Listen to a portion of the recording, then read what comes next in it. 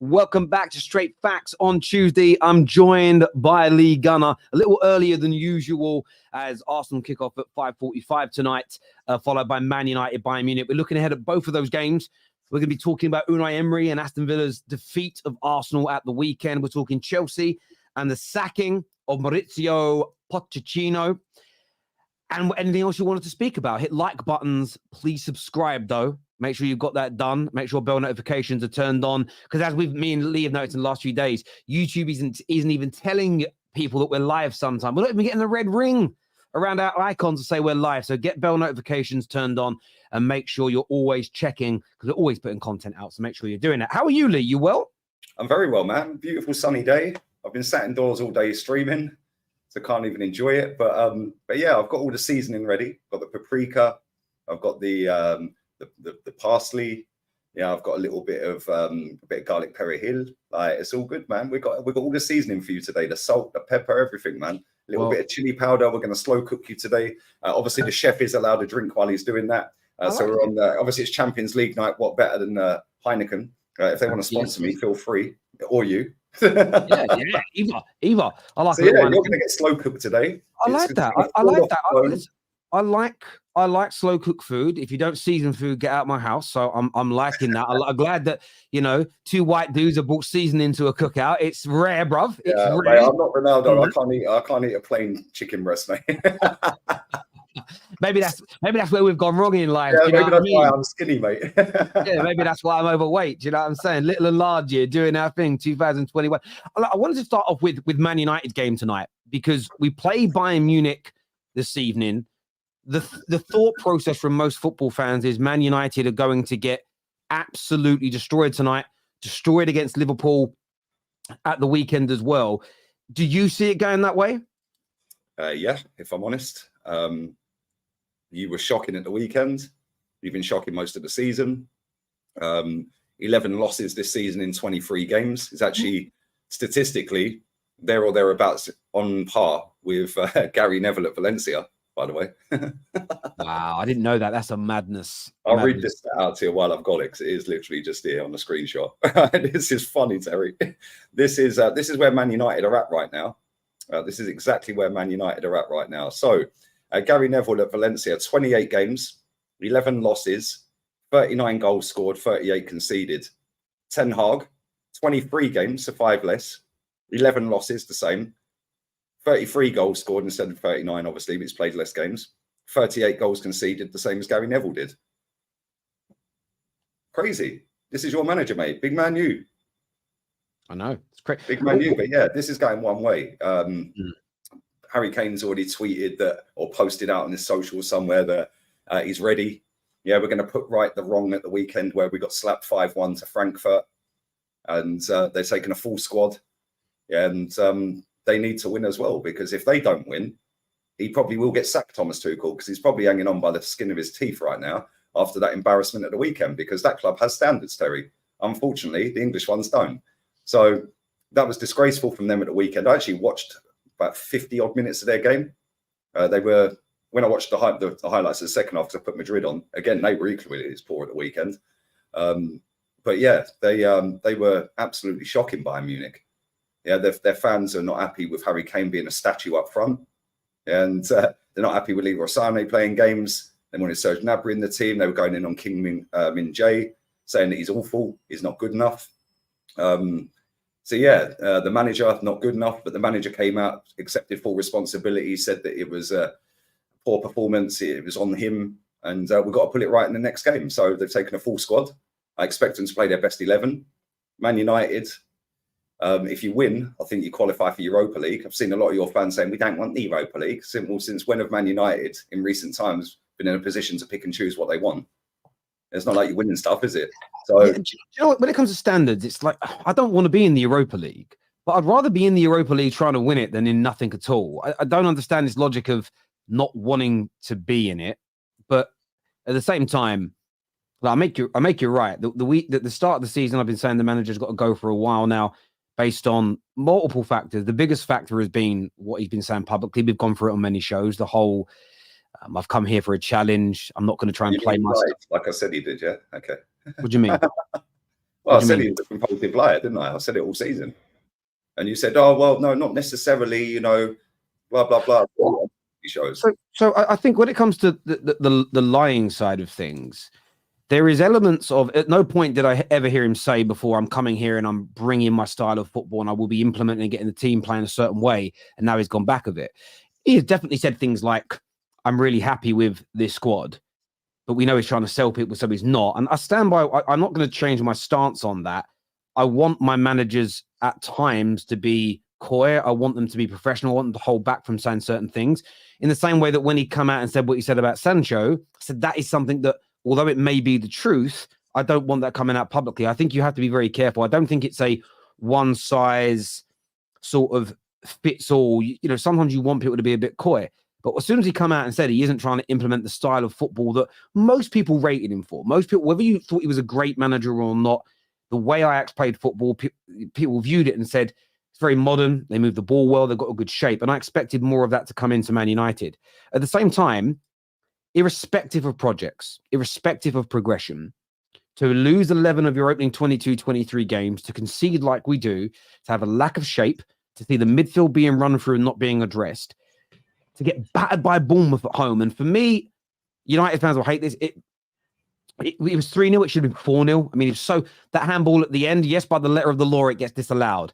But if he didn't touch his hand, he's going to control that anyway and score. We got battered at home by Bournemouth. And I think when you're a club like Man United, when you have spent what you have spent, irrespective for a moment of player power, irrespective for a moment of the ownership, I don't think your job is tenable when you lose that many games and when you get battered at home by a team like Bournemouth. I think that there should... Well, I actually disagree with that, Tony. Okay, what do you disagree with? Well, he's been in the job 18 months, right? Yes. Okay. And in the first 18 months, and it is pretty much 18 months to the day, there or thereabouts, in the first 18 months, he's won you a trophy. Mm-hmm. Tick, done. He qualified you for the Champions League. Tick, done. And he is currently sat 6th in the table. Tick, done. In the first 18 months under Arteta, who also came into a club that was apparently in disarray as well, first 18 months, won a trophy. Tick, done. Didn't qualify us for Europe. X, and finished 8th. So not only is Ten Hag getting beaten by teams that he shouldn't be being beaten by, the Bournemouths of this world, the Crystal Palaces of this world. Let's just rewind back to December 2020, when Mikel Arteta had us 15th in the league for 5 games in a row, losing to Aston Villa 3-0 at the Emirates for the first time at our ground by 3 goals or more since 1928. Mm-hmm. Losing to Leicester at home, same month. Wolves at home, same month. Burnley at home, same month. And all 3 of them were for the first time since the 70s. Yeah, we can go back to all of the negative records Mikel Arteta broke. And at no point in that 18-month period under Mikel Arteta did he have a 72% win percentage, which is what your manager had at a certain point. I think it was the first 50 games as manager. Yep. I may be wrong. It may be 60 or 25 games, whatever. But he never had a 72% record. And it's irrelevant whether these people are saying it's his first job or not. The premise is still the same. You've taken over a football club. You've both sat next to a manager who is still managing and the greatest manager in the league in the world right now. So surely you've learned stuff. Yes, Ten Hag's won a couple of trophies. Fair enough. Over in Holland. But Mikel Arteta came into a job that was a mess, won a trophy. So is your manager. Mikel Arteta didn't qualify us for Europe. Your manager has, hence why you're in it tonight. He's currently sat in 6th. At this point, within a year of Mikel Arteta being in the job, because he got it in December 19. A whole year later, he had us 15th for 5 games in a row, and Tommy Tuchel then signed for Chelsea. He then ended up finishing 8th. I don't see what the issue is, because on one hand, you can't say it's a process, a project. It takes time. He needs all of his own players. It was a toxic culture. You have to change the mentality. The ownership's not great because our ownership wasn't at the time. And just because we spent a few quid since, Yeah, doesn't mean that they're still great owners, does it? It just means that they trust in their process, maybe. Yeah, your owners are spending money. Yes, you're a bigger football club, so you can spend more money. Yeah, because you have a bigger income than us. So you can factually spend more money than Arsenal and have done. So I don't see why you in particular are now not trusting a process on a manager after 18 months when you've been throwing it in my face about my manager, for years, when your manager is actually statistically outperforming our manager at the same timescale they have had their job at this point. So I understand that challenge, but we had this conversation a few weeks ago when you said, why do I want Gareth Southgate sacked, but also think that Arteta has progressed Arsenal? And it's because I think about, I don't look at every club, every manager in a sort of monolith way where I assess them all in the same way, because the circumstances, the nuance and the context at every single club is very, very different.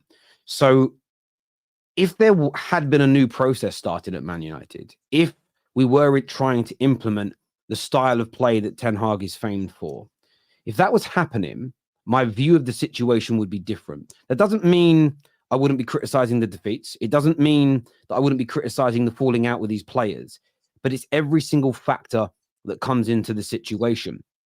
And that's a big part for me. So if you go back and look at when I've changed my mind, that's it. Now, if, for instance, our football was improving, but we weren't quite getting the results, there's something to hang on to. If he was moving out, if the club was allowing him to move out the players he was falling out with and the football was continuing to improve, there's something to hold on to. You could say, I know it's bad right now, but I think this is going to become better. When it comes to the situation with Erik Ten Hag, I don't believe that he is going to improve it. Now, the only area that I think I could be wrong in when it comes to that opinion is if the new part owners come in and say, do you know what, Ten Hag, we want you to play more the Ajax way. Forget what you've been told by the previous people of trying to do this Ollie Ball, United DNA thing that's dated and doesn't work. And also, we're going to clear out all the players you've had a problem with. Anyone who doesn't want to work for you, we're going to get behind you. There is the potential for that to turn things around at Manchester United, but that's pie in the sky because the new owners are not in yet, and we have no idea if they're going to do it. So I'm judging. Well, no, but so the way the new ownership is going to work is they are taking. And we have to wait again. We have to wait and see the nuance in this. So I don't know until they're in, but the strong reports are they will have full control over the football operation. So from a football standpoint, it's new owners. It's a brand new board. All the people currently on this company's house register have been removed today. New names are going to be put on. So that's the only way I see him turning it around. But I personally think the quicker way of them turning this club around is to do all those things I've mentioned, plus potentially move on a manager as well, because it takes a lot longer to sell. It was only a couple of weeks ago, Terry, you sat on here saying that if you sack the manager, we'll be here again in 2 years. Yes. And Jim Radcliffe was already coming in then. Yes. So why the turnaround? Not furthermore, not only that. There's no turnaround. When you're saying that potentially he could turn it around if he gets out the players he wants, well, isn't he done that with some of the players? He's got rid of David De Gea. He's got rid of Ronaldo. He's been Jadon Sancho. Yeah, he's been, and hold on. Yeah, he's in a way because the club and himself as well, he's got to take some of the blame for Harry Maguire still being there, right? Because he could have binned him and put him in the reserves, like we've had this conversation before. Yeah. We don't but it's not necessarily on him to negotiate a deal. Yeah, yes, the money spent, you could say, has been spent on his watch. But again, we said last week, he's not in the negotiating room when Man United negotiated 90 million for Anthony. So when you say money in, yeah, that's cool, but it's not just necessarily him. He should have more of a hand in, well, actually, if we're going to waste that money on him, maybe we should go and get him because we know the budget. However, you're saying he's got to trade if he gets the players out that he wants out. Well, Rome weren't built in a day, Terry. It took Klopp 4 years. It's a process. He's been there 18 months. He's only had 3 transfer windows. How are you expecting him to overhaul the squad? Because you keep telling me every week you can't just overhaul squads just like that. And especially when it's a Man United squad that has loads and loads of players, if not all of them, over 100 grand a week wages. Wait. Over 100 grand a week wages. You've got Varane and Casemiro's combined weekly salary is more than all of the Ajax squad combined. So it's very difficult to get rid of a Varane and a Casemiro because not only are they on a 300 plus a week, nobody apart from Saudi is probably going to come in and spend that money on them, considering their age, right? So it's very hard for them to get rid of them players, right? When we're trying to get rid of players on that level of wage, we had to rip up their contracts, Aubameyang, Mesut Ozil, etc. We had to let our record signing literally leave for next to nothing. Well, I think he left for nothing in the end, and we just got him out of the club. We got rid of 11 players on terminated contracts, just ripping them up. So you're saying the only way you could potentially keep him in a job is see how Ratcliffe does when he comes in, right? But then for the last few weeks, you've been saying, get him out, get him out. But for the last few weeks, you've been saying, well, Ratcliffe might turn this into something. He's going to be in charge of football operations. So why are you not backing Ratcliffe to turn it around with Ten Hag then? Okay, so I can. There's a lot to unpack there. So let's go back to what you said at the beginning. I said if we sack the manager in 2 years, we're going to be back here, of course, because there's layered thinking going on here. Me thinking the manager needs to go doesn't correlate to that fixes Man United. It's a separate conversation. Multiple elements need to be fixed at Man United at the same time, and I believe one of them is the removal of the manager. My biggest reason for thinking that, like I've already said, is so far he's not trying to implement the style of play that I expected him to. So for that reason, that's my base. Well, but for me, when you say he hasn't got his players, that's what Arteta needs about. Let me finish, but they're different conversations, they're different situations. Well, they're not. They're the same thing. They're not the same thing. Man United the guys come into a toxic dressing room. Let me finish my answers because I need to go through these. So that's why I want him gone. Is the biggest thing he is not trying to implement his style of football. We can all see this. We can see it with the lack of improvement in our shape, how we are passing the ball, and then in our structure. And I don't think he's going to be able to turn that around. Now, what I said about Ratcliffe coming in is I could be wrong and he could turn it around and he could prove me wrong. And new ownership comes in. They change everything that's going on at the football club, and maybe the team starts to improve. Then I'd hold my hands up and go, wow, he did turn it round. But in my view, with the way he's fallen out with players, who I don't believe will all be sold too quickly, with him not trying to implement his style, I think that coupled with some really bad results, some really horrendous football that we've played, I believe all of that collectively is enough to see him go. I think the best way to fix the club from this point and moment we find ourselves in, with all the problems internally, everything that needs to be done, I think new recruitment team, new board, new manager and coaching staff, and then as quickly as you can, you sell the players that need to go or tear up their contracts like you mentioned and bring new people in. I think we need a complete restart where we're removing everything possible from the previous regime that have run this into the ground over the last 10 years. That for me is what I would personally do. Now, I understand your point that you see similarities between the situations. And hindsight's obviously a very, very lucrative commodity. There were times during Mikel Arteta's situation where a lot of us thought I couldn't believe he was still in the job, losing lots of games, sitting 8th in the league, really, really struggling. And even in the back end of the season where you thought you were going to get top 4 and you ended up coming, I want to say it was 5th and Spurs pipped you to it. And at that time, I understood a lot of people saying he's got to go. And I remember we did a show and I read out an apology to you and I said you were going to get top 4. From that point onwards, he's got you guys competing for titles up near the top of the league. You've qualified with 1 game to spare in the Champions League, and he has progressed you forward. Now, that's how you learn. I've looked at that situation. I don't see a similarity. Of course, there are similarities, but I don't see a close enough comparison between those two situations because what I felt Arsenal were doing, and I learned this with hindsight. So this was me being educated on job, watching these things happen. And for the first time in my life, because of what I now do on the Terrace, I was watching other football clubs a lot closer and having daily and weekly and monthly discussions with fans, reading more on other clubs. What I now look back and see with Arsenal is you were clearing players out and you were changing things behind the scenes from pretty much from the start of Mikel Arteta. Josh might have come in just after he joined. Was it after he joined that Josh came in or before? Was it just after? Josh was there around about the same time. It was similar time, right? Yeah, around the same time. We did, however, and then you're saying you can't see any similarities or a few or not many, yeah, right? Our owners were poor, not spending any money. Yeah, didn't really back Unai Emery to the high heavens. Before that, Wenger was in his job for 20 odd years, and especially the last 5 were a disgrace, right? But we got rid of him. We brought in Unai Emery. We had a new director of football, technical director. Yeah, Sven Mislintat and Ralstonelli were there. Vinay was there. Vinay then got promoted to CEO. He's now leaving in the summer. But we slowly after Mikel came in, slowly got rid of board members, changed the recruitment team, changed the board level, changed the personnel on the pitch, got rid of the toxic and negative players on top money that were apparently a bad influence in the dressing room. The Aubameyangs, Guendouzi went, apparently he was one. We had Mustafi, Kolasinac go, Socrates leaving, getting rid of all the dead wood. Yeah, bringing in players that weren't very good. The Pablo Maris, the Cedric Suarez's, players like that. Nuno Tavares, players like him. We've signed Runnison, Matt Ryan, players like this, which is on par with some of the signings you've made. Your backroom staff is likely to change now upstairs, in the board level, which is what we did.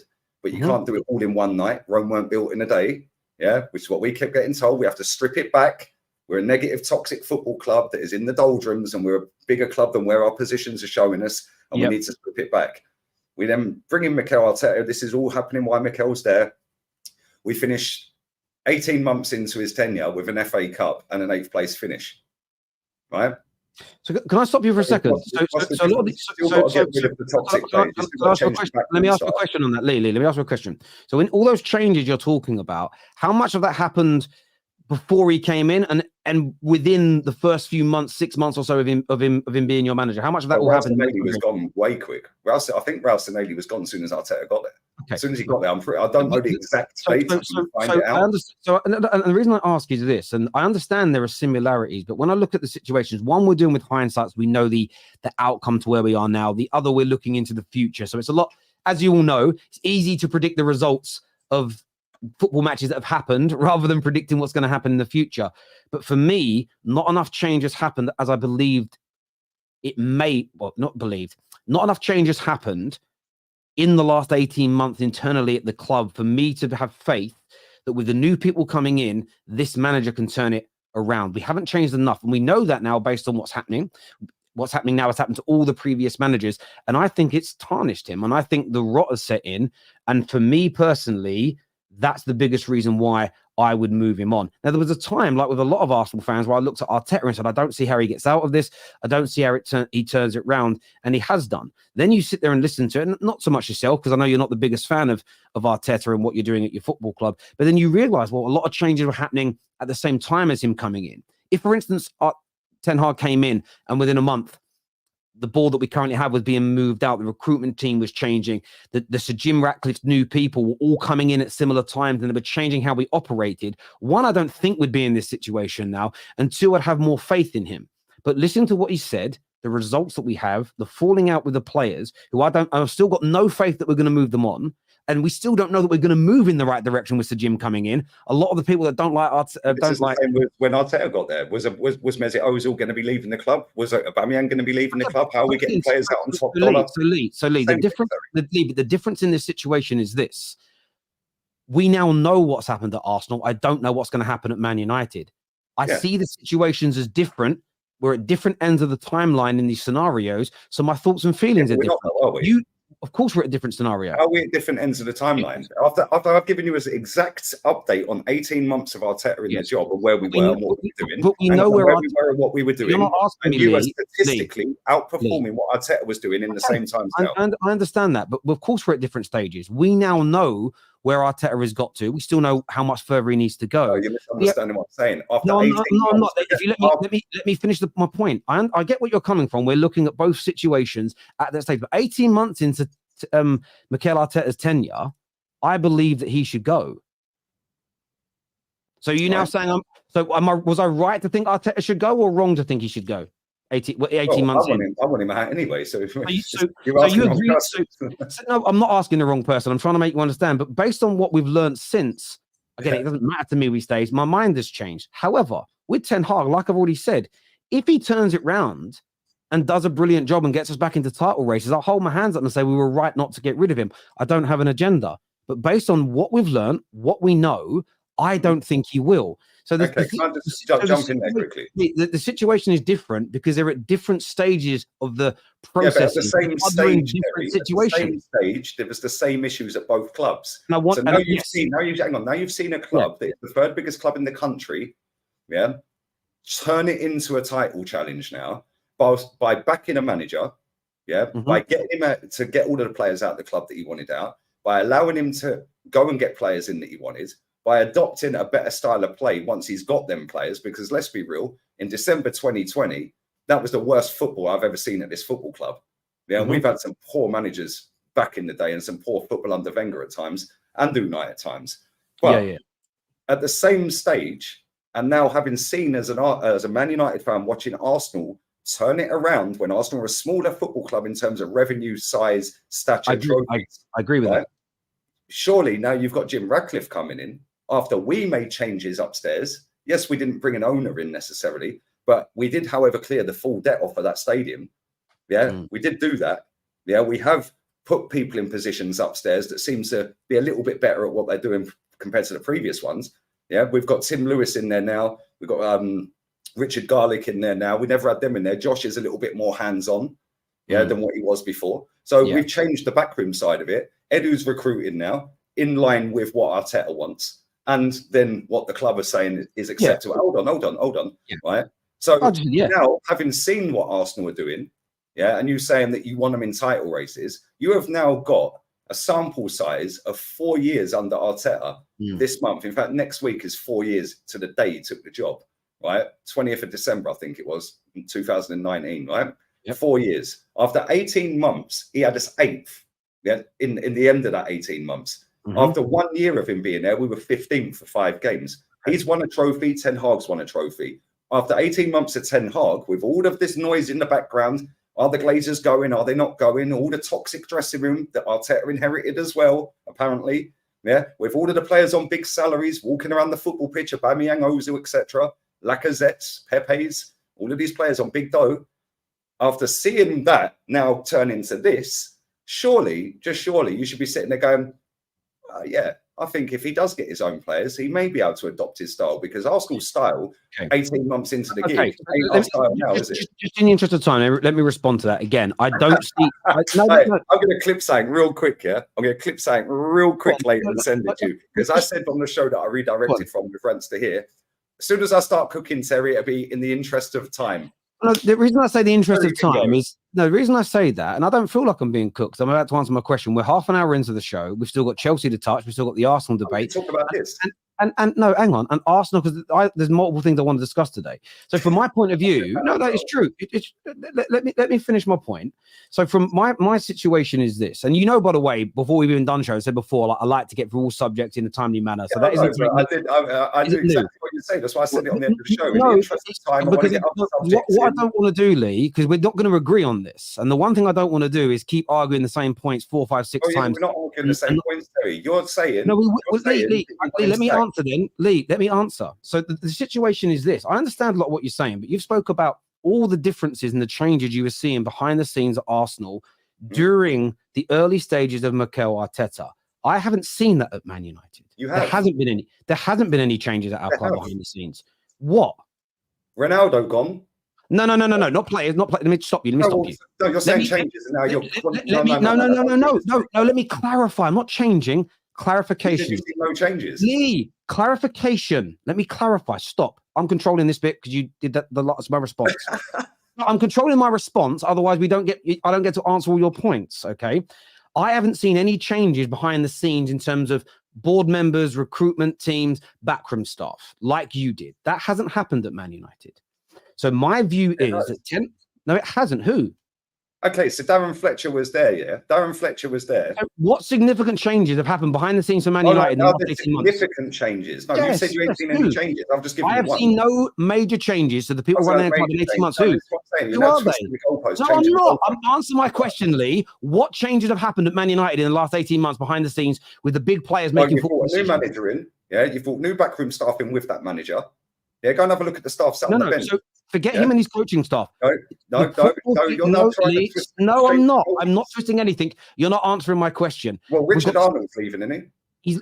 So nothing's happened in the last 18 months then? Well, yeah, he said he's leaving. So there's a change straight away because he is leaving. Hold on, because you've asked me a question. I'm going to answer it. Darren Fletcher's now in the football club.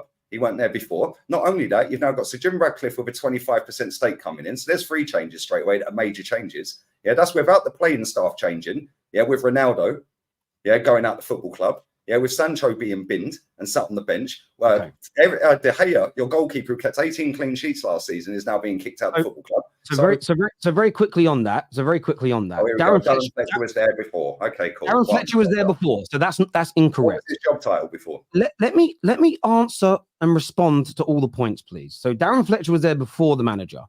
Fair enough. Yes, the CEO is leaving, and yes, the Jim is coming in. But my question was, in the 18 months up until now, there has been no change. So my point is this: if those changes would have started at the beginning of the manager, and I didn't feel that it'd been tainted by the poison that's currently at our club, there is a possibility. I don't know because I can't redo history. I'm not in the film Arrival. I may feel differently, but based on what I know, the history of these managers that get tainted at this football club, the way he's playing football and everything currently going on, my stance around him leaving is for him to go along with all the backroom staff in terms of the board members and the football decision makers, the recruitment team, and a lot of these players. So it isn't just one thing.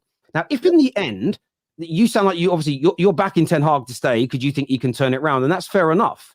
If you think he can turn it around, then that's your opinion. If you end up being right, I'll just hold my hands up in the future and say I was right. I'm just comparing it to the exact same stage of Mikel Arteta's career at Arsenal. And furthermore, Richard Arnold's left the club today. Okay. So there's one significant change. Well, that's happened today, though. You had your opinion about me before that. So that's one. 18 months. So you're counting him leaving today as bit, but that's not helped him in the last 18 months, has it? I know, but you said what significant changes have happened in the last 18 months. Ronaldo's left your football club. David De Gea's left your football club. Not players. I didn't say players. I didn't say players. That's irrelevant. I didn't change the goalpost. So Jim Ratcliffe's coming into the football club.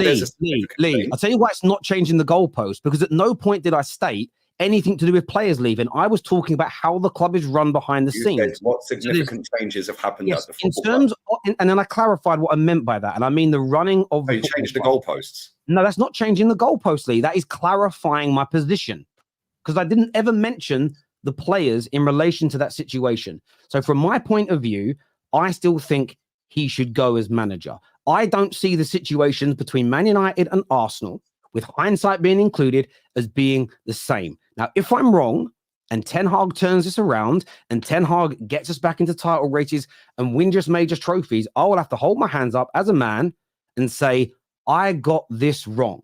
But it's a process, Terry. You can't just, you tell me all the time on these shows, every single week, when I'm talking about Arteta and standards and I want this and that and overhaul the squad and why can't we do this, this and this? You tell me every single week we sit on here when it's about Arsenal and tell me, yeah, but it takes time.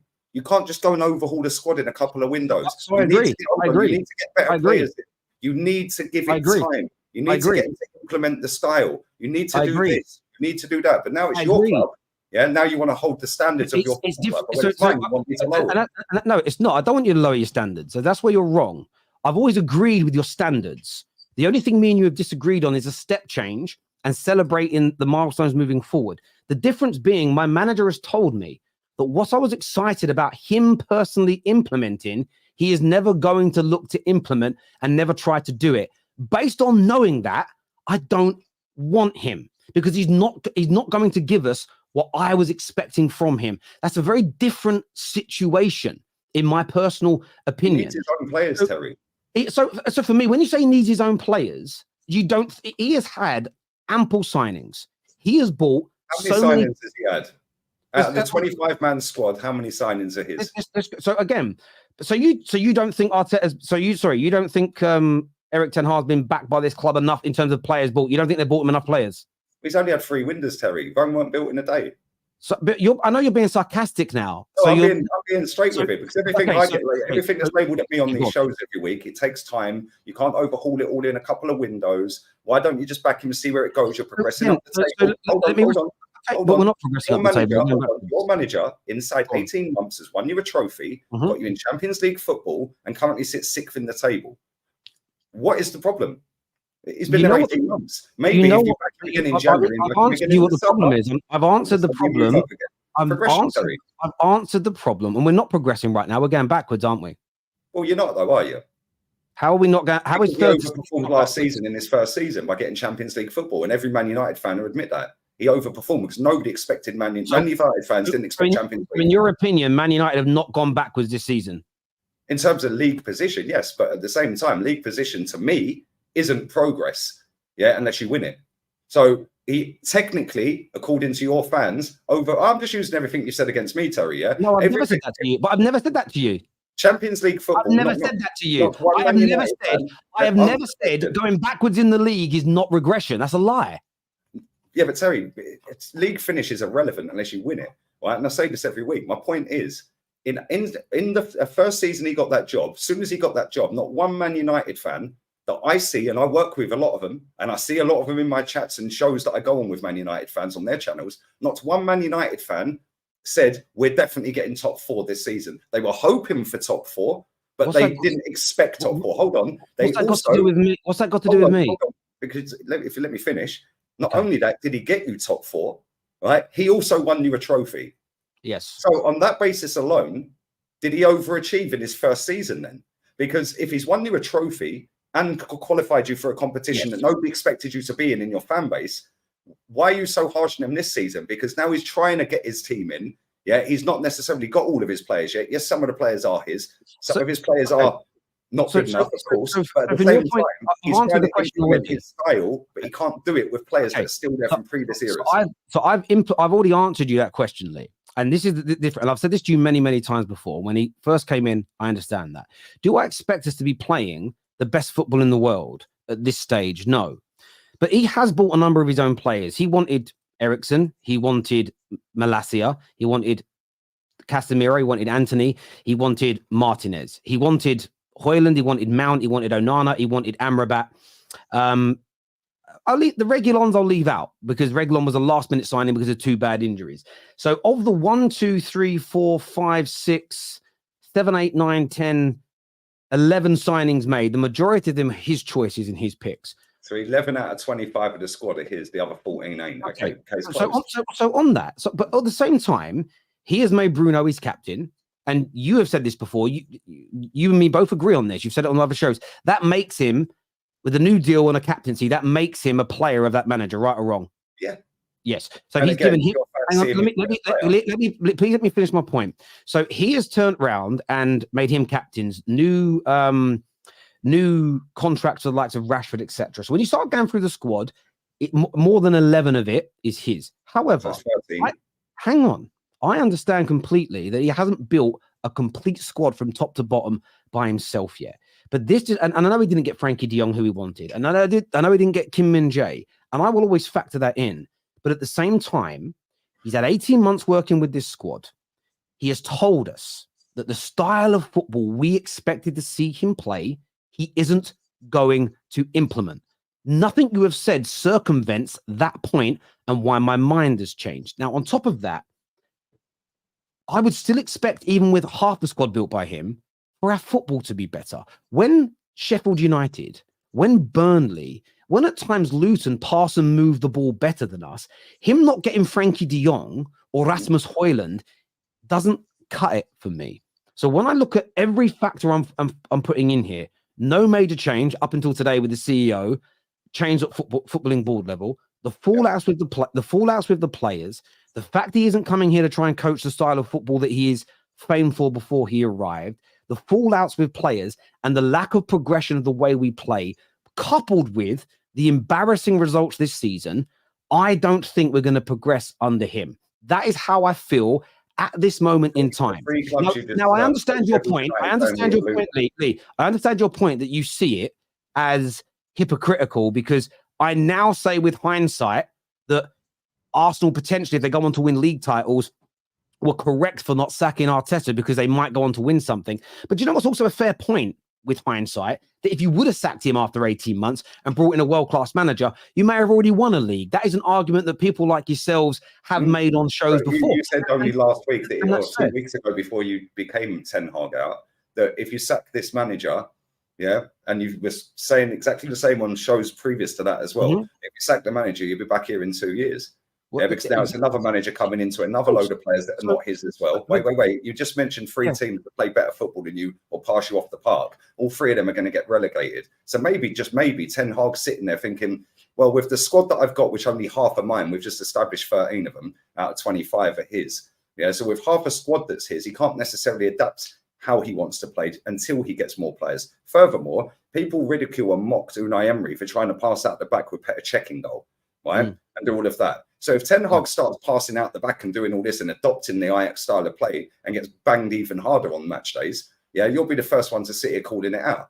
So at the same time, maybe, just maybe, he's waiting for another couple of transfer windows, Terry. Well, I don't personally think that it's a good enough excuse to have to play some of the worst football in the league with the amount of money he's spent, with the amount of money that we pay in wages. I don't think that's a good enough excuse. At the same time, like I said before, me thinking the manager's got to go is not a statement. Layered thinking, correlation and causation. I do not think that will instantly make us an overtly better football club. I said that when Ollie had to go. I said it when Jose had to go. It's about looking at a situation and thinking that it is either untenable or you cannot recover from that position. I am not deluded enough to think that just sacking the manager fixes Man United. The same, by the way, as just getting rid of Bruno and just getting rid of Rashford isn't going to fix Manchester United.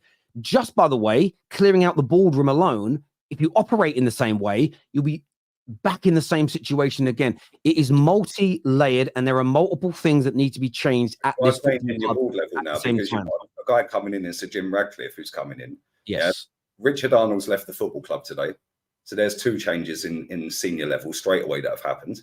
We've got a January transfer window coming up. Woodward's leaving at the end of the season as well. So there's 3 changes. Yeah. All of a sudden, it's looking a lot rosier, isn't it? So maybe, just maybe, things are turning. And the fact that he's 6th in the table can still qualify you for Champions League with an upturn in results, regardless of performances. As long as you get the results and get Champions League football, that will be deemed as a success within your fan base this season. Yeah, because everyone didn't expect you to get it last season. So if he then back-to-back does it, that will then be seen as sustained success straight away off the back of his tenure. Yeah, whilst not having his own team. Now you've got some changes in the boardroom level. Yeah. Just back him, Tell. It's a process. It takes years. Again, you're obviously being sarcastic. And again, this is the difference between you and I. I don't look at every football club as a monolith. We know that you do that because your view is if Luton survive relegation this year and come 17th, you still look at them as a fouled football club because they don't win the Premier League. I don't look at every club and assess them in exactly the same way because I just don't think that is correct. I don't think it's accurate. No, you shouldn't, because for me, not every club has got a different scenario, a different background, different problems, different levels of issues, different pressures to deal with. Playing for Man United is far harder from a pressure point of view than it is, in my opinion, playing for West Ham. We know that from the media scrutiny, the attention that you get. So if you can't judge every football club on the planet and look at them through the same lens. And I get what you're doing, but every scenario is different. And human beings should, in my opinion, when assessing clubs through different lenses, because the situation is different, you are never going to have the same opinions and the same standards for each of those clubs at that particular moment in time. In my personal opinion, it is absolutely ridiculous to think that is the case. Viewers, I want to go to the super chats that have come in here. This here says, I want to root for your team, Terry, but as a Barca fan, I had enough with the comparisons. So yes, Terry, I'm sorry. I want your team to get blitzed. Yeah, I mean, a lot of people want Man United to get beat. I hear you. Terry, I saw a player comp with sad music plus a caption. If this was the last ride, at least I can say I rode it till the wheels fell off. It was Martial. The last person to score a goal in the forward positions for you at Old Trafford, by the way, Jadon Sancho. I found that out today. I know, but yeah, stick with the manager. See, this is why Lee is wrong. Man United, Chelsea, City, Bayern. What have they done compared to Arteta? Those clubs are a mess right now. What, Real Madrid and Bayern Munich are a mess, are they? He didn't say Real Madrid. He didn't say it. What did he say? He said he had Madrid in there, mate, didn't he? No, it's United, Chelsea. I might have said Madrid myself. He said United, Chelsea, City, Brian. Sorry, if I misspoke, sorry, I apologise. Well, last year Real Madrid won a trophy. Man United won a trophy. Bayern Munich won a trophy. Chelsea are the only ones out there that didn't. Didn't you say on the show that that only counts for that season? The following year, you're trophyless, so therefore you should be judged on that. Again, yeah. And guess what? Why are you backing Arteta? Why are you backing Ten Hag then? Why am I backing Ten Hag? Because he gets another go, Terry, and it's a process. It took Arteta 4 years. I'm only going off of what I've heard for 4 years, mate. Yeah, and what you've told me for the last 8 years. You haven't heard that. You've been putting out with your titles. Hold on. And what you put out with your titles. I haven't said that. I've never said that. Yeah, and Arsenal scare Europe. Yeah, Arsenal scare Europe. Come on, Tel, but Arsenal have never scared Europe. So what's that all about? Yeah. Furthermore, yeah, it's a process. Triggered by a title. No, Terry. I'm just saying exactly the same things you've said to me over the years. Can I ask you a question, Lee? Do you think every process at every club is identical? Every process at every club should be to try and succeed. Yes, it should be. But do you think every process and every scenario of every manager and every player is identical at every club and therefore should be treated the same way? No, but when it's Arsenal and Man United, two of the biggest clubs in the world, two of the most successful clubs in England, yeah, with massive budgets, yeah, with global fan bases, because Luton ain't got a global fan base. Yeah, Brighton ain't got a global fan base. So, yes, to a lesser degree, they, like you've said, have less chance to win, which is why me off when they don't take cup competitions seriously. Because, yes, statistically, they're not likely to win the Premier League. However, when I look at them clubs, for example, and then I look at, say, Girona, who are top of the league right now, right, in Spain, in their second season in the league, and then I compare that to Brighton and Luton, Luton are getting so much praise for winning 2 games all season, right? Their manager's been there, fair enough, he's gotten promoted. At least spend some of the money. They never spent any money. Yeah, they never spent any money, right? They never tried to do anything to finish just above 17th, and they just want to stay at 17th, and they're happy to be in the league. Then do you genuinely believe next season, if they did stay in the league, they're going to go and have a go? They're not, are they? Brighton. When you say when you say have a go, I want to clarify. When you say have a go, do you mean have a go at trying to win the league? Yeah. Why are you laughing? Let me have a go at winning the league. Right now. Year 2 in the Prem. Let me give you the prime example right now. The team that currently lead La Liga, who boxed Barcelona, the current champions, off their own park with Gazzaniga in goal, Tottenham's third choice goalkeeper, a 38-year-old ex-Middlesbrough striker coming off the bench and scoring, yeah, Daley Blind at centre-back, yeah, and 2 academy kids from Man City on the wing, right? How are they playing the most attractive football in the league? Only lost 1 game, top scorers in the league, yeah, and it's only their second season in the league with a manager who's only just gone into his 3rd season. In his first season, in his first season, he got them promoted. Hold up. In the first season, he got them promoted from the Segunda division, yeah? First season in La Liga, he finished 10th. He was actually 7th and bottled getting into Europe because they lost about 4 out of their last 5 games. Off of the back of that, they went out there, got rid of loads of players, signed some decent ones. Daley Blind, he came in, experienced, etc., yeah? Didn't spend a great deal of money, but they kept their manager and said, right, we're going to have a go at it this season. And they're currently top. Yes, they might not win it. But if they don't win it, number one, they're not expected to win it. They're going up against 3 of the biggest clubs on the planet, and they've got them all shook. They are 7 points clear of Barca. Yeah, they're ahead of Real Madrid. They're ahead of Atleti. Atleti got a game in hand, but even if they win that, they're still clear. Hold on. So if they don't win the league and they finish in a European, if they do not win the league, yet they finish in a Champions League spot, they have straight away outperformed anything Brighton have done in the Premier League. Right? And let me tell you right now, because I was doing this over the weekend when people were waffling as well. Right? Their population of their city is 100,000. Luton's is 250,000. So statistically, they've got half the size or less than Luton. So their stadium only holds 2,000 fans more than Luton. Their income for the year is 55 million euros. Luton get over 100 million just for being in the Premier League. Now add that into whatever else they were getting for the playoffs and the parachute payments if they go down, etc., etc. Now tell me, why Brighton can't compete for a title and why Luton can't go and compete for it next season. Okay, so I would look at it this way, and what they're doing this year is phenomenal to see.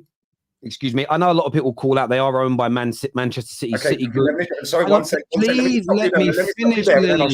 I'll go and get beer. No, let me say one thing. I know what you're going to say, but I won't say they're spending loads. I know they're not spending loads of money. I know they're not spending loads of money. Man City own 44% of that football club. Yes. Right? They've only given them 2 loanees, Savio and Yankuto, both absolute ballers. Okay. If you actually go and have a look how much they've actually spent in the last 3 seasons since Michel Sanchez has been there, Terry, you will be gobsmacked. The difference is their recruitment is on point. This is what I was about to say to you. I wasn't about to send this. They're owned by City, therefore they spent loads of money. What I was about to say to you is they're owned by a big percentage by the City Group. So this is what helps them. They are impeccably run. So I know a lot of people think Man City is a group cheat. If they're proven to be cheats, we have that conversation on the day. The way they run their operations, the City Group, is absolutely second to none. So that's a big factor as to why they're doing what they're doing. That's factually incorrect. It's second to none because the Brighton owner won President of the Year. Okay, no. Okay, well, okay.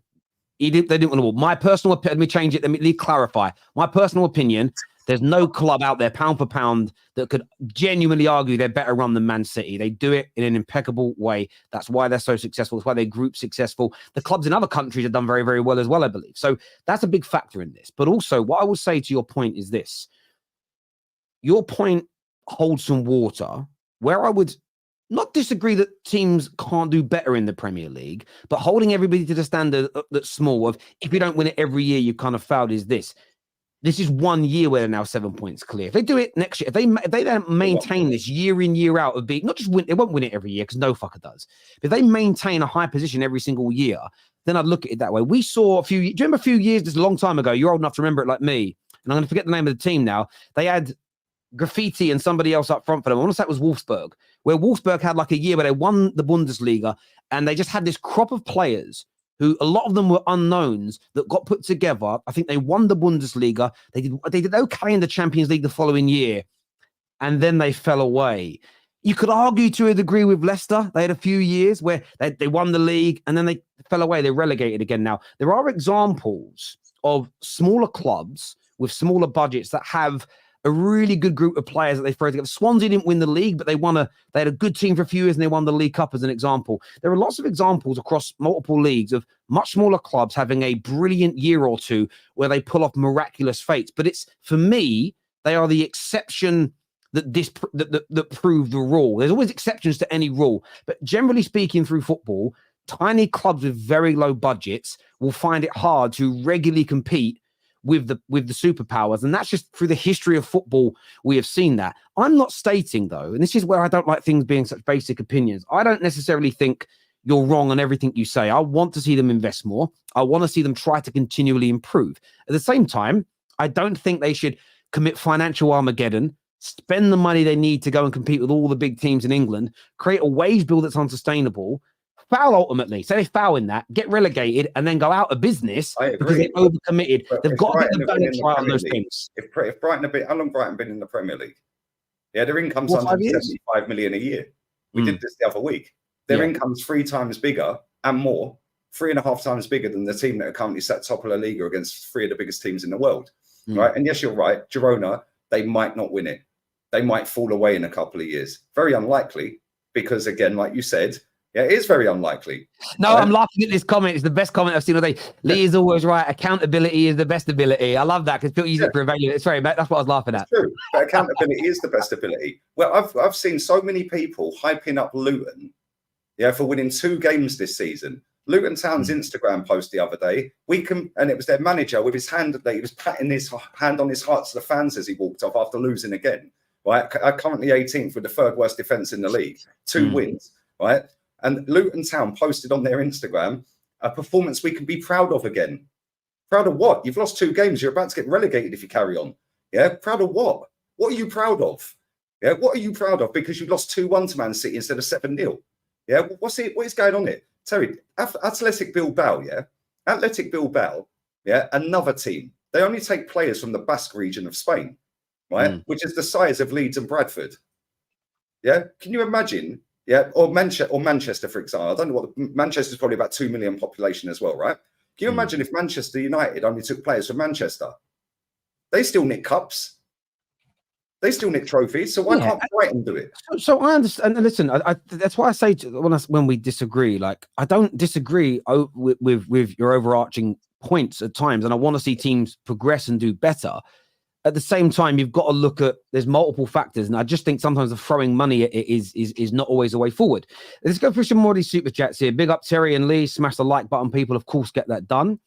It's in the English pundits and commentators' contracts to promote the Premier League. It's annoying. In Spain, they just analyze and commentate on the football. They must. I'm not to say this. They must advertise Spanish football in Spain. Yeah, of course they do. But the Premier League's the most marketed league in the world, and in Spain they don't dramatise a top 4 race. Okay. Well, I went through this yesterday on the stream. If you actually go through the last 10, 15 years, in Copa del Rey history and go and have a look at the teams that got to the final. Yeah, Barcelona won a few, 4 or 5 out of that 15 years or 10-year period or whatever, yeah? Right? But Valencia are in there. Alaves get to the finals. Bilbao get to finals. Osasuna get to finals. Betis get to finals. Yeah? Deportivo have got to finals. Why do they take their cup seriously in this country? Because they know financially they can't compete with Real Madrid. Yeah, and it'd be seriously an achievement to win a title out here against them, and everything has to go the wrong way for all of them. Whereas in the Premier League, the money is on an even pay structure for TV revenue. Yeah, in Spain it's not, Terry. It never has been. Yeah, never has been. Which is why I rate Atleti. Yes, Atleti are the 3rd biggest club in the country, but 90% of the TV revenue when Messi and Ronaldo were out here, yeah, was going to the top 2. The other 10% used to go to the other 18 teams. In England, they all get an equal split. So when teams come up, like Norwich, like West Brom, like Luton this year, right, and other teams like Brighton, they're only here for the TV money. They don't care about competing. Yeah. If you win the League Cup, you get 100 grand. If you win the FA Cup, you get 6 million. Finish one position higher, you'll get 7 mil. Over here, that ain't the case. So they have a go. Cafu called this out the other day. He's absolutely spot on. Yeah, he said the teams in Spain have a go. Yeah, and when people say La Liga's dead, how comes in the last 70-odd attempts, English teams versus Spanish team in European competitions, English teams only won 20 then? So it's a fair point. I mean, I'm just looking at this year, actually. Just looking at the last 10 years in the FA Cup. And there have been a few teams that are not traditional top 6 teams in the finals. You've had Leicester, Watford, Palace, Aston Villa, Hull, Wigan, as an example, like Stoke City in the last 10, 11 years, Portsmouth. We have had quite a few actually that have got to. I just thought I'd have a look because it's a great point you raised. And I haven't looked at the League Cup. I know there's been a few in the League Cup. I had a few, but it is the big boys that predominantly do it. I'd be so interested to see what would happen to Spain if their financial model changed and/or they got even more money in, because the TV money in England is so much higher. If you go back very quickly, yeah, right. So you just went to how far back? The last 10 years, yeah? Well, 10 to 15 years, like you did, right, yeah. The last 15 years, right? So that's what, 2009. Barca beat Bilbao from the Basque region, yeah? Sevilla beat Atleti. Real Madrid beat Barca. Barca beat Bilbao again. They got to another final. Madrid beat Real Madrid. Madrid then beat Barca. Barca then beat Bilbao again. Yeah, Barca then beat Sevilla. Barca then won it again, beat Alaves. Then they won it again, so 4 in a row. Beat Sevilla. After that, Barca got to another final and lost to Valencia. Real Sociedad then beat Bilbao again. Barca then got to another final and beat, oh, you've guessed it, Bilbao again. And then last year, the year before last, Betis beat Valencia. And last year, Real Madrid beat Osasuna. Look how many different teams get to the finals. No, I do. There is a lot there. But then you go back the same time period here. Portsmouth versus Cardiff. Chelsea versus Everton, Chelsea versus Portsmouth again. I've got to 2 finals in 2 years. I actually forgot about that. Man City versus Stoke, Chelsea, Liverpool. How far back is this? This is the same period, 15 years, right? Yeah. Wigan then played Man City, then Arsenal, Hull, Arsenal, Aston Villa, Man United, Crystal Palace, Arsenal, Chelsea, Chelsea, Man United, City, Watford, Arsenal, Chelsea again, Leicester, Chelsea, the last 2 years, Liverpool versus Chelsea, and then Man City versus Man United. There's not been, I would say Spain has slightly more variation, but you've still had teams outside the top in that time period. Yeah, Portsmouth, Cardiff, Wigan. 1, 2, 3, 4, 5, 6, 7, 8, 9, 10, 11. You've had 11 teams in the last 15 years in finals that are outside of the traditional top 6, which is, by the way, much more than I thought it was. There's just the person in the chat who says, by Lee's logic, that it doesn't matter that they didn't win it. Mate, Bilbao are the 2nd most successful team in Copa del Rey history. Only Barca have won more than them. And look how many finals I've just said they've lost. Yeah, in the last 15 years, they've lost about 5 finals as well.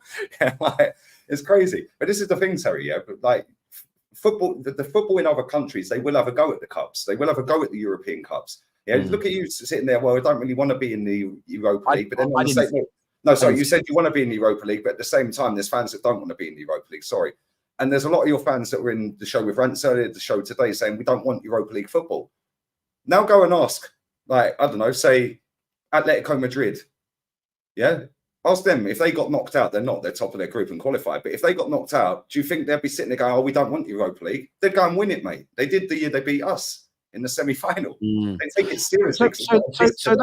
Those elements, like those elements of what you say, that's where me and you agree. Like for me, I don't want to be in the Europa League, but if we're in it, I want to win it. Like that's I'd rather be in the Champions League, of course, and able to win that. This year says, because of Arteta, we have a better future than Chelsea, Man City, Real Madrid, and more. That's the one you saw with Real Madrid and more. How can Lee not see this? Only way to foul is if we lose him. Keep that pinned. We have a better future than Chelsea. Granted, I'll give you that one, Jezza. Man City. Only if they're found guilty, maybe. Right? Real Madrid. Mate, Luka Modric can barely get a game. That's how good they are. He's started 6 league games this season. Can I ask you a question about it very quickly? If Genoa, is it Genoa? Is that how you pronounce it? No, not Genoa. Girona. Girona, sorry, I keep getting it wrong. My brain. If they win it, do you want Ancelotti sacked? No, like on your standards, surely all the managers of the top teams have to be sacked if a small team wins. 100%. Xavier gets sacked anyway, or leave at the end of the season because he's a bum. Yeah, he got lucky last season, but fair play, he had to win it and he won it. Yeah, which is why I'm shocked Real Madrid didn't pop Ancelotti. But if Simeone don't win anything this season, that's 3 years without a trophy. He should have been gone anyway. Yeah. But they won't, because he's got the freedom of that place for getting them in the conversation in the first place when they weren't anywhere to be seen against Real Madrid, prime Real Madrid with Ronaldo and all that, and prime Barca. Yeah, he got them in the conversation every year, right? But their standards are not as high as Real Madrid's. Yeah, and as for that guy saying that Arsenal have not got a bigger future than Real Madrid, based on what, mate? They've been the best team on the planet since the 1950s. I hear you on that. This here says, safe, my stalker. Lee Gunner, a coward, chicken, scared, inviting, safe on streams. Sent Lee stats. Mikel Arteta has won 58% managers era, highest win percentage during Arsenal's history. Terry, babe, do me a favor. Let me challenge Lee. Like, I don't, when you, no. Thank you for the super chat though, bro. I appreciate the donation, my G. Get out of here. In Arteta's book, he says, I sign players, not autographs. He states that smashing down the stadium was a bad idea, as expectations are now too high. Thoughts? I think you're having a dig at you. I think he's having a dig at you. There's no way he said that. There we go. Ray here. Thank you for such an amazing donation. He says, to be honest, Terry, we are similar to Arteta. We had to get rid of big wages of players and rebuild the team and win a cup. Ten Hag is facing the same situation, but unlike Arteta, we want him sacked before the changes take place at United. And I understand that challenge, and I do. My view is I just don't think he's going to turn this around. I don't think he's as good, and I don't think he's going to be able to do it. And if I'm proven wrong, then fair enough. But he's won trophies, Terry. Surely that gives you some level of confidence playing the Ajax way. But we didn't play the Ajax way. He's won trophies with Ajax, is what I meant. Well, but he's told me he's not trying to do it, and I think he can't with Scott McTominay and Harry Maguire in the team. So until you get rid of them and get better players, it's terrible. But for me, the thing is this, right? It's not hypocrisy if I think the situations are different. If I was stating the situations are the same and demanding a different response to it, that's hypocrisy. Hypocrisy is not thinking two separate things about two separate situations. But statistically, your best manager on win percentage after 72 games. After 50 games with 72% win percentage. That's irrelevant to me. And that was when you had the likes of his players, Martinez at centre back, Varane playing games. He could play his style out the back. He could adopt his philosophy. I understand that. It's irrelevant. Players injured. Yeah, Mason Mount injured. Martinez injured. Varane, he obviously isn't 100 with at the moment. Maybe he's not 100% fit or mentally up for it. So I understand it. It's a process. No, not at all. Is every small business a failure because they're not Amazon? Life isn't black and white, as Lee suggests, is what Spurs... football's a sport, mate. Amazon's a business. Yeah, and the aim of the sport, and there's no need for anyone to have any other opinion on it. Yeah, the aim of the game is to win. If there was no if there was no trophies or medals in the game, then I could accept what you're saying. Yeah, but the whole reason there's trophies and medals in elite level sport, is to define success. Yeah, so Amazon don't get a trophy for being the biggest, do they? But that's not what people are suggesting. So what people are calling out a slight level of intellectual dishonesty around judging every club through the same lens in the same frame when the easiest way to put it in simple, short, quick quote: or words, is the only reason clubs are rated the first or the biggest club in the world or the biggest club in the league, second, third, fourth, and so on, is based off of what? Their trophies won. Yes. There you go. Thank you very much. We'll move on. So I understand that, but that isn't the point that's being made. It's a separate point. Saying who the biggest club in the world is, everybody agrees. You look at the team. No, I'm saying about success. Success is I understand that. What this comment was referring to is that you can't, a small business that has a really good year and doubles its profits is still successful, even though it didn't make as much money as Amazon. You can't judge it through the lens of Amazon and say, we didn't make as much money as Amazon, so therefore you had a shit year. The framing is different. A sport. Yeah. Yes, there's a business element to it. Of course there is. But football is a sport. You all compete to see who's the best. Yeah. Yes. And at the end of it, one team gets a trophy for being the best and the other 19 didn't. Yeah. So therefore they failed. Yeah. And just because you move up the league table a little bit, it just means you failed by less positions. You still failed. So you didn't get the trophy, which is the metric of success. And I understand your point, but I think you're being a reductionist. Yeah, but your opinion don't matter because the trophies are there for 150 years. They brought them in to see who's the best to get a trophy. So your opinion on whether you think I'm being X, Y, or Z is irrelevant because the metric for success has been there 150 years. It doesn't matter what we say. You either get a trophy because you were successful, or you don't because you weren't. Again, what you're doing here, Lee. I didn't mention I'm not talking when it comes to football clubs. I'm not talking about success per se. The point that was made earlier is you can't judge every club through the same lens because the scenarios are always different. You have to look at it on a case by case basis. If you're going to say who is the most successful team in England, I'm not going to create an argument to go, well, pound for pound, I'm going to say Brighton. I'm going to say it's Man City in the last few years. That is where we agree. But assessing the situations and putting the same pressure and the same expectations on every team at every moment, regardless of their scenarios, I just think that's wrong. That guy who said the metric for success is growth is a complete load of rubbish. Otherwise, they wouldn't give you a trophy for success. Well, it depends, doesn't it? They wouldn't. They'd pat you on the back and say, well done, you doubled your turnover. It depends on a scenario. And I'll give you an example. Was Miguel at that Spanish club last year? 10th. Okay. They get a trophy for it. They didn't, did they?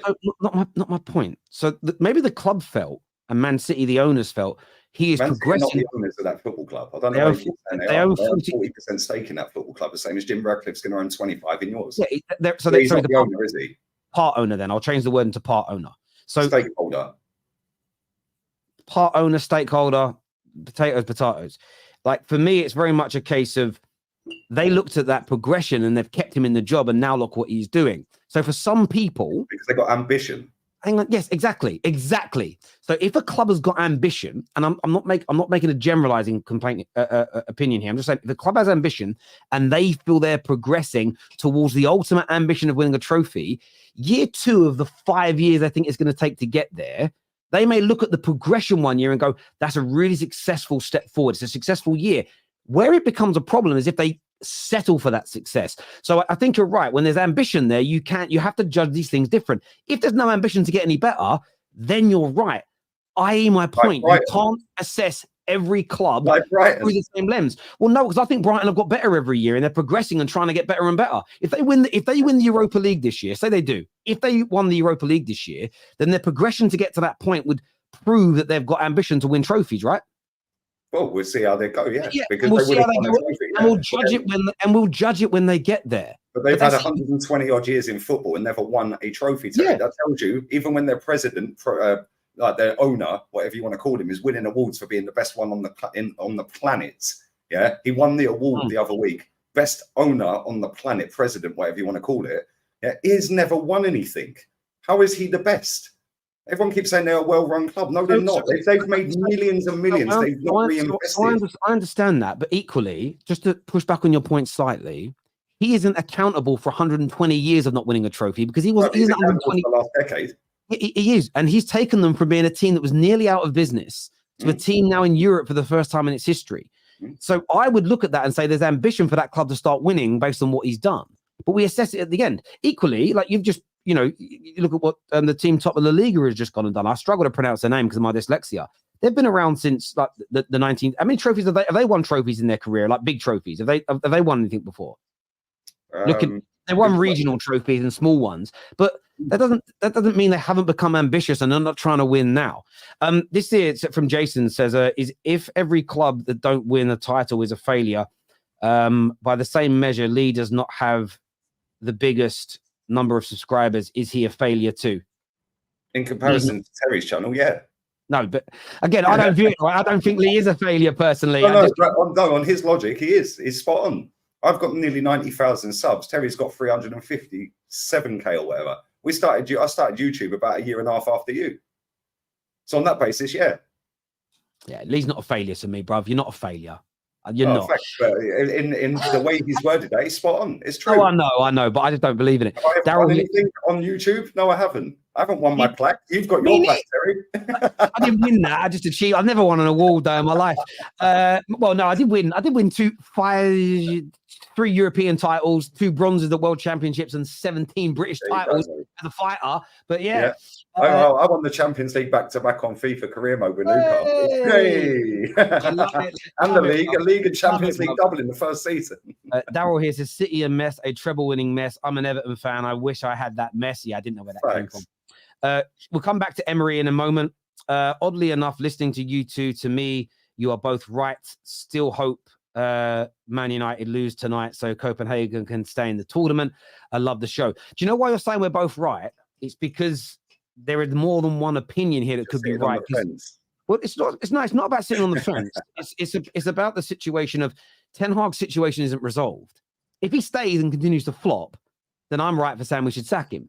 If he stays and continue and starts winning, then you're right for saying he should be given time. But we don't know the outcome until the end of the situation. Therefore, there is no right or wrong answer right now. It's impossible to know because the conclusion on that basis, then, when you tell me, yeah, but Lee, you don't think Arteta's going to win the league and you want him sacked today, why don't you just wait and see at the end of the season? You're saying that you could, like you say to me all the time, you don't cheer irrelevant wins that lead to nothing.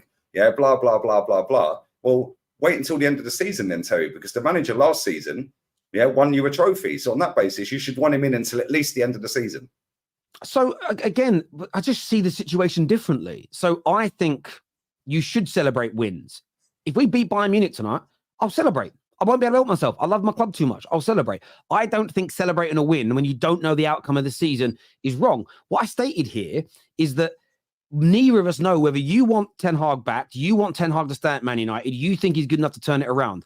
I personally don't. The only way we're going to know is the only way we'll know conclusively is if he stays in the job.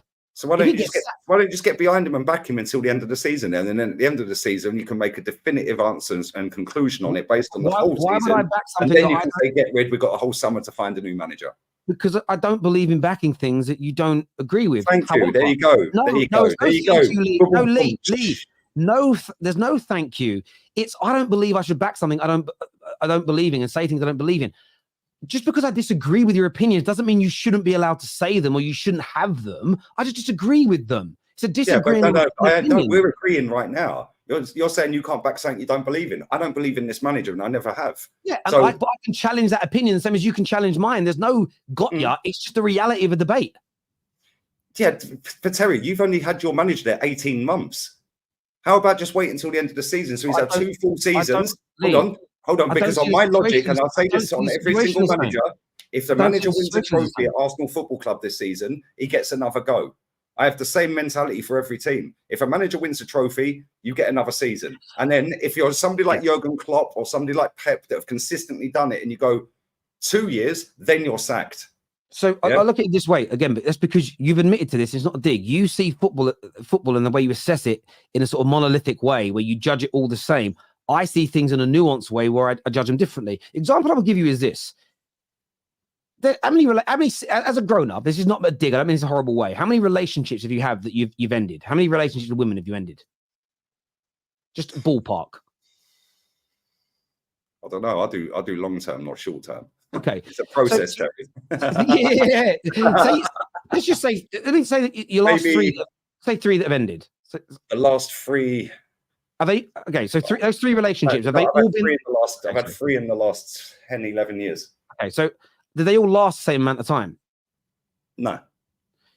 Why? But now you're so no, Terry, don't No, even. and I'm asking you this. I'm asking you this question because the reason they don't, the same as me, mine that I've broken up with haven't lasted the same amount of time because the situations were different. I didn't go. Do you know what? I lasted 5 years with the last one. I'm unhappy after 2 this time, but I'm going to stick it out till 5 because I gave the last one 5 years. You assess the situation for what it is. Okay, now, can I ask you a question then based on that? Because you are correct on that, but that's real life and that's relationship wise. No, that's something. Hold on, that is something that affects you in your personal life. Yeah. Football is a choice, same as having a girlfriend is a choice, right? Yeah. The only difference is you can't change your football team.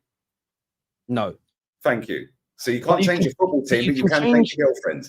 I can change your girlfriend based on your personal situation. Lee, but I didn't say. Lee, I didn't mention changing football teams. I mentioned changing managers, which you can change. Yeah, you could. Yeah, thank you. So when you're having a pop at me every week. Yeah, and saying why is he so rattled that Arsenal have won a game? Why is he so rattled? Yeah, look, yeah, Lee Gunner's being toxic and negative. Arteta hate is an illness. Yeah, let's not forget that one. I'm just having a bit of a laugh with it. I don't take. Listen, I genuinely mean this, and you know I say this about your videos. I don't get why people get angry at you. It's fun. You gaslight them. No, then they're idiots. If you actually get angry at Lee for his reactions to a goal, you've got to touch some fucking grass. It's fun. Football fan content should not. I get angry sometimes, but in general, people watching it shouldn't be angry. It should be fun. Oddly enough, I've already done that super chat here because I want to get to the Arsenal stuff in a minute. The purpose of all processes is to win trophies. Agreed in the end. You're absolutely right, Sasha. Arsenal won the Community Shield, so point is invalid. Let's not do that. Let's not do that. Let's not do that. And if you're going down that route, mate, my friend, yeah, it's a glorified soccer aid. The money goes to the community. It's a charity game. It's a charity game. Yeah, so sorry, mate. If you're counting community shields, then the club's more buried than I thought it was. There we go. This here says, love both you guys. Great content as always. Of course it is. We know it's great content. Whether you like it, whether you like me, whether you like Lee, whether you like both, we know it's great content. It is what it is. Hit like buttons, though, people. Make sure you are subscribing. The United Rondo video scared me, by the way. Yeah, it's awful, wasn't it? Did you see it? That touch, I want to say it was, I thought it was Reguilon. His touch and just flies in the air. I just thought, I was like, rah, get me out of here. But back in. Why is it always about the future with these deluded Arsenal fans? What about now? Because if you put pressure on these people, mate, it's too toxic for them. I mean, just ask Hector Bellerin. Alexis Sanchez wants to win, and sometimes it can be too much. Good one, mate. Big up to Mr. Waffle. There we go. Why did my club let Pep go? He couldn't handle the Jose thing, is what I heard. I'm joking. I don't know. He wanted a break, didn't he? He wanted a break. Steps. Are you shabby out yet? I think so. It's not just about trophies. Look at Arteta. He has brought in spirit, good times, great results. Chelsea in the last years don't have this, is what Jezza says. He's brought in 1 trophy out of 14 available, right? He's brought spirit. After Arsenal beat Luton, right? We were in the dressing room at Luton singing Rice, Rice Baby to Declan Rice.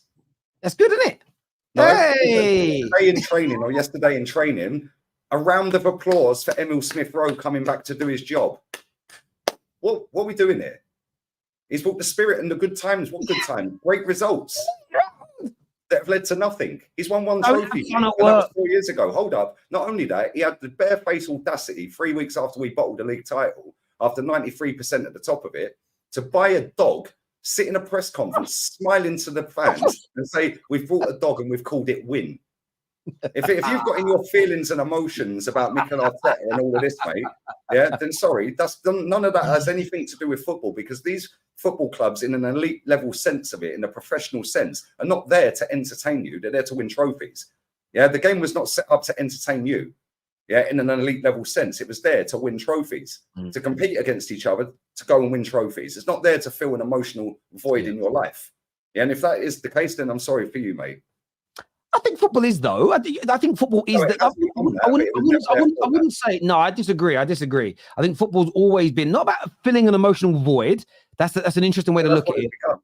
No, it hasn't. Football clubs were built by their local communities as a place for people to socialize together, to enjoy the sport together. And then it became a professional sport. So it was about competitive nature. Yes, that doesn't matter about your feelings. No, it does. because the community nature of your football club has never been, there's no point where it was dissipated. It's all part of the football club. Football is more than just winning. Football is part of, again, every country.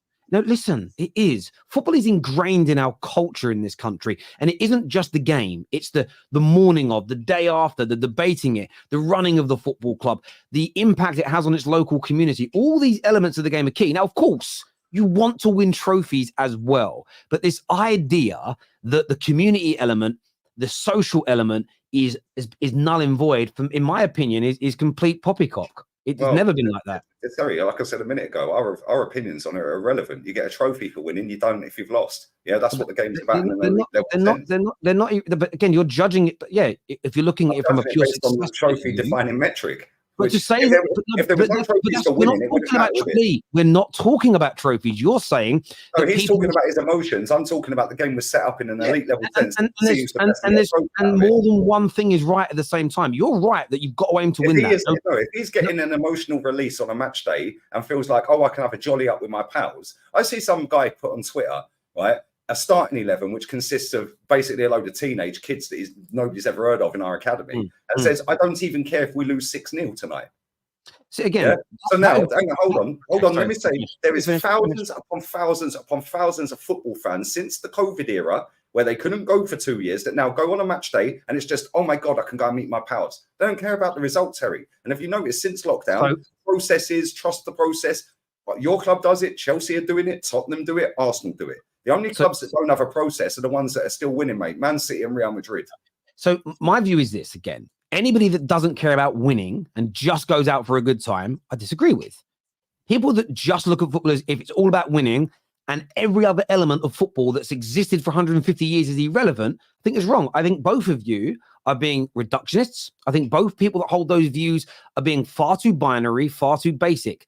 It's a combination of those things that can and should coexist at exactly the same time. This idea that football shouldn't be emotional, that you shouldn't be emotionally attached to your football club is wrong, that you shouldn't enjoy this. Are ruined if their football team loses. I'm going to finish.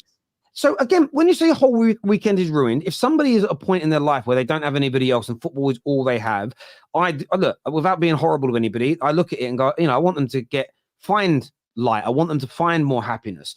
Football never ruins my weekend, and I'm very fortunate that I'm in the emotional state and have the family and friend network around me where Man United losing doesn't ruin my weekend. And anyone who does feel like that, I actually feel sorry for, and I hope they get help, and I hope they better their lives as an example. However, Man United winning or losing does impact my emotion because I care deeply about the football club. But just going to the games, just going out for a beer before, isn't all I care about. I want us to win and be well run and be a great reflection and a great, and a great role model in anything. I think I want all these things at exactly the same time. And I think they're all important. Let's get back to these super chats, just out of interest of time here. This says, Lee, you have less subs than Terry, that you're a failure. Come on, Lee's not a failure. Let's hold back on that. In comparison to Terry, yeah, damn right. Terry's got 3 times more subs than me. And congratulations to him because he works 3 times harder than me.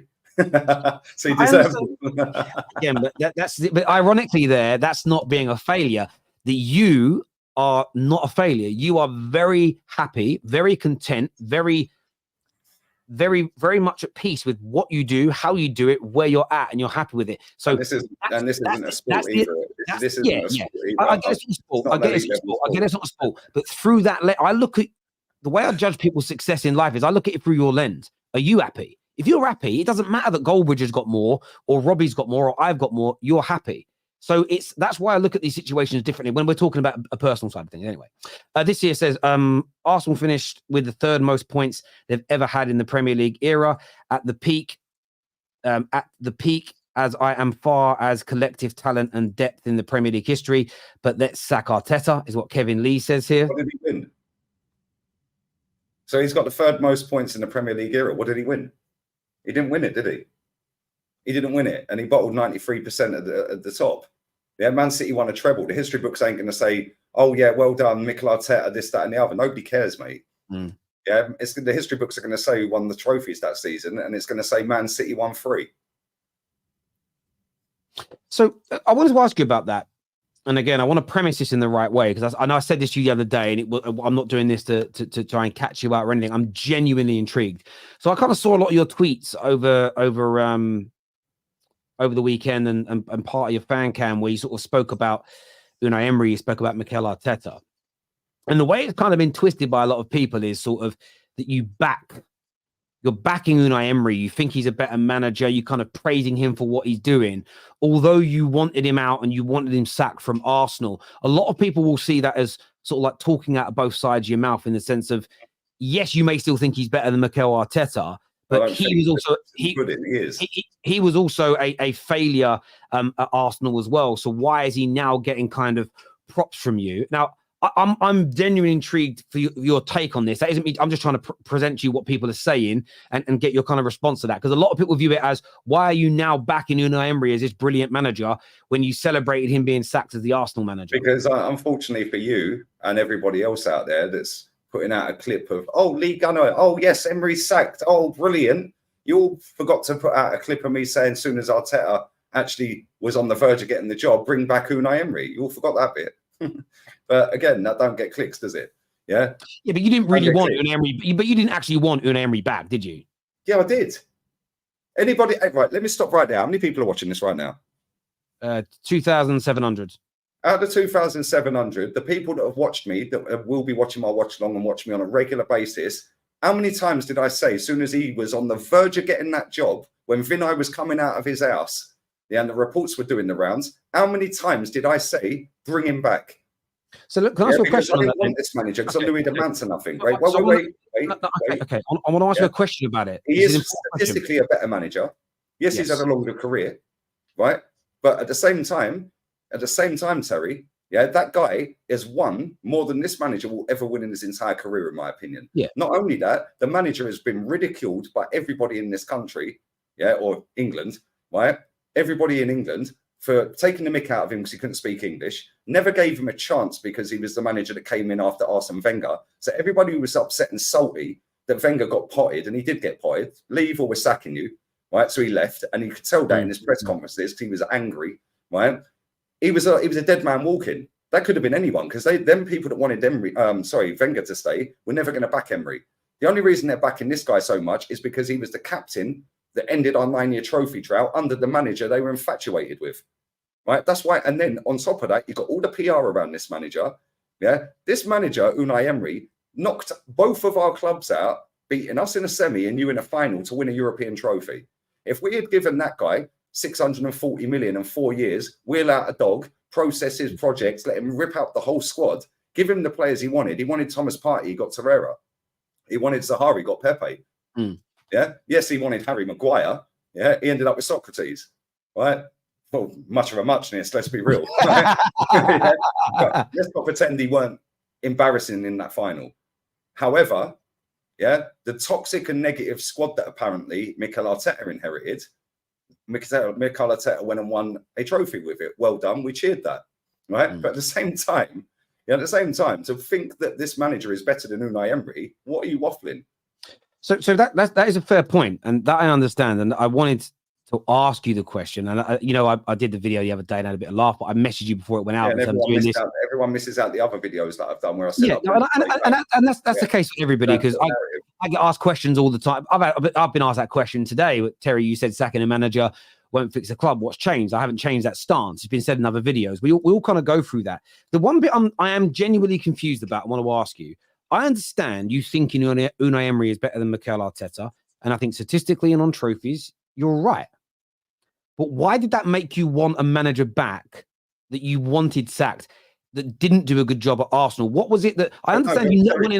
You're saying didn't do a good job. He got us to our first European trophy, final in 20 odd years. Okay, so but you hold on. So hang on, let me premise the question again. No, but I want to premise it because I understand they got you to that final, but you celebrated him being sacked. You wanted him out.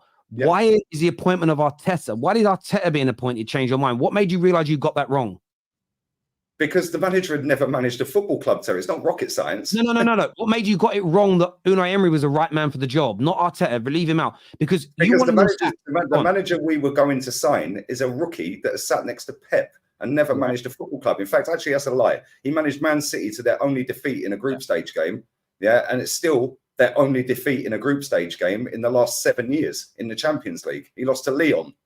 Yeah, the only time, I think Pep's mum had just passed away, or dad had passed away or something. So he managed a game and lost to Lyon at home, right? He'd never, ever, ever managed a game of football in his life, apart from that. So on that basis alone, we might as well keep this guy, because we're not going to be that elite level club to go and sign an elite level manager if we're going to get a rookie that's never done it before. So not only that, fast forward again now with what we've witnessed, he's won nothing with his own team. So on that basis alone, I've been proven right.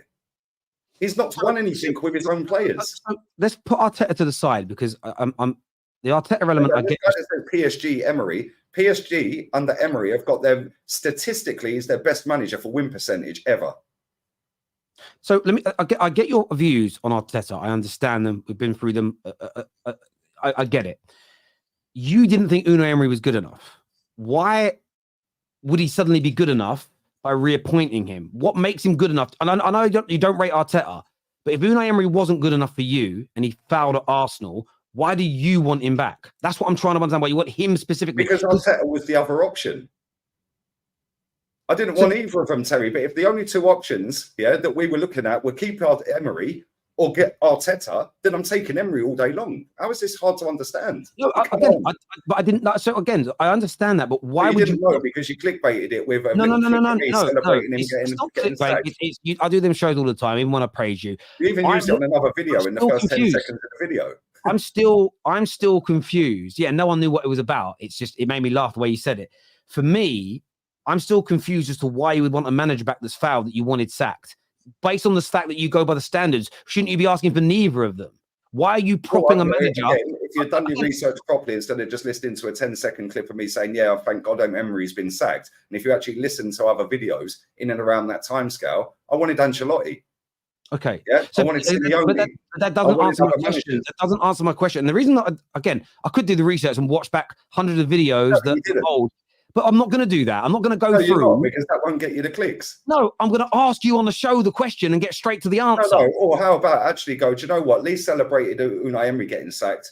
Oh, I've then found a clip of him saying bringing back Arteta as the manager. But however, he didn't really want both of them. The only two options were these two, so he went with this one. Yeah, even though he wanted him sacked, he thought he's the better option. But however, I found other clips of him saying he wants Simeone or Ancelotti. So because I want to ask you the questions and have a conversation. If I just didn't do this podcast, I mean, what I'm going to do with Lee, I'm not going to do a podcast with him. I'm just going to go back and look at old clips and know it for myself. It wouldn't be a show. I'm asking you the questions because the audience are interested in the conversation about it. That's why we do it.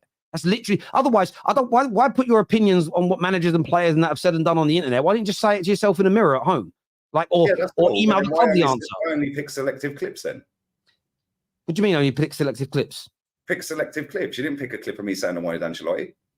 Because that's not the point that I'm raising. No, it's not the point you wanted to put out there on that particular video. No, of course, the reason. The point is, I wanted I'm Ancelotti. Confused, and I'll tell you why. If you actually let me finish my question, I know you want Ancelotti, and I get that. So for me, you saying I'd rather have Unai Emery back, I get the point. If that's the only two options you've got, then I get that. But it's the way I see you tweeting and praising a manager that you know isn't good enough for your club. I look at it and think, for someone that goes on about standards, I don't suddenly get the sudden love for a manager that you wanted out. I know you want better managers than him. I don't understand it. And I'm just asking for you to explain it because I don't get it. No, so you're talking about my tweets now, yeah? Right? How is a manager in phase one outperforming a massive institutional football club, a global brand, a global fan base? Because I'm pretty sure Aston Villa ain't as big as us globally, right? I ain't seen any Villa fans in Spain. Yeah, have you seen any when you've been on holiday to different destinations? I ain't ever seen a Villa fan abroad, right? So how can this small club, in terms of global size, income, outperform this manager? Because if you actually look at his record since he's been at Aston Villa and compare it to his to Arteta's record when he first got the job in the first 18 months, he's absolutely schooling him.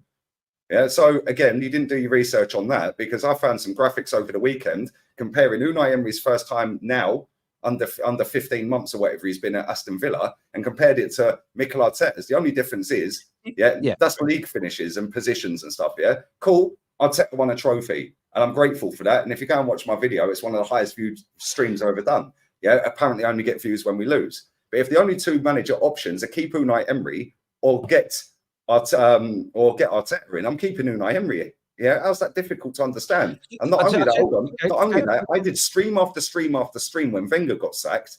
Yeah, saying I want Ancelotti. Yeah, I've done stream after stream after stream saying during that period where we would have had Freddie Ljungberg in there, saying I want Ancelotti or Simeone. Yeah, and all I got was, what did he do at Napoli? Yeah, Simeone plays negative football. Like, get out of it. What did we watch under this manager until last season? Okay, so I know that you would prefer Ancelotti. That isn't a question that I would have to ask because I already know the answer to it. I only ask questions when I don't know the answers. Yeah, but if you do your research before putting out one clip, there's no research needed. You put the thing out. No, there isn't. There's no research needed. Well, there is. So you got sent a clip of somebody celebrating a manager getting sacked and didn't bother going back to the videos around that time to do your research to see whether that was just taken out of context, whether he wanted that manager, or whether it was I'll tell you as to why. Because the fan channel reaction show is literally about out of context comments. I can tell you what my show's about. It's about taking snippets from people's shows. Yeah. I agree with a lot of things you say, and I back you on a lot of them as well, and you know that. And it's having a bit of fun with it. If I was to contextualize it's like a joke. It's like watching a comedian tell a joke and going, "Well, that's slightly out of context what you've said there, Ricky Gervais." It's not the point of it. It's whether people enjoy it or not or find it funny is irrelevant. It's for comedic value. So of course, these shows, there should be some fun element to it, but this is where we have a genuine conversation about it and talk about it. When I get clipped up on the internet and people take a 5-second comment out of it, it is what it is. I know why they've done it. It's to get a bit of a laugh. It isn't, no one takes that seriously. No one sits there and goes, I've lost respect for Terry because I've just heard a 5-second clip. They know they just send a load of bollocks excuses and waffle and abuse to me instead, Terry, about my daughter, my missus, my mum, my sister instead. They just do that instead. I've told you this a million times in text. Taking one little thing in an isolated comment. Yeah, like when you put that clip of me not celebrating the first goal out of the first 4 in 25 minutes the other night against Lons. Yeah, and you put that on your Twitter. Yeah, and I was trending again for 4th time in 5 days or 3 times in 4 days. Yeah, weren't you getting the heat off of it? Yeah, not that I really care, but the point is there was no need to do that when there was 3 other goals in that. Hold on, there was 3 other goals in that 24-minute period that you could have clipped to me celebrating. Of course, there was a point to that because that won't get me. That won't get you the traction. It won't get me trending. But it isn't again. But you're taking this very personal. And as I said to you when you went before, because you're bringing this up, I said to you, I'm sorry that I hurt your feelings and it upset you, and I won't do it again. I'm just telling you straight facts. You were clearly upset about it because you come to me about it. If it hurt my feelings, Terry, having all these comments at me every day, yeah, I wouldn't be on YouTube every day, uploading, streaming 5-6 times a day. This is my 3rd stream of the day, and I've got to watch it on fan cams and player ratings. So Lee, I understand this, but the reason that I did it, and I told you why. Me and you do a show together. Me and you get on. Me and you are mates, right? Yep. So I'm having a bit of banter with you. I personally think it's okay for mates to banter each other. When you come to me and said, look, it's leading to people giving me abuse about my kid and my missus, did I do any more about it?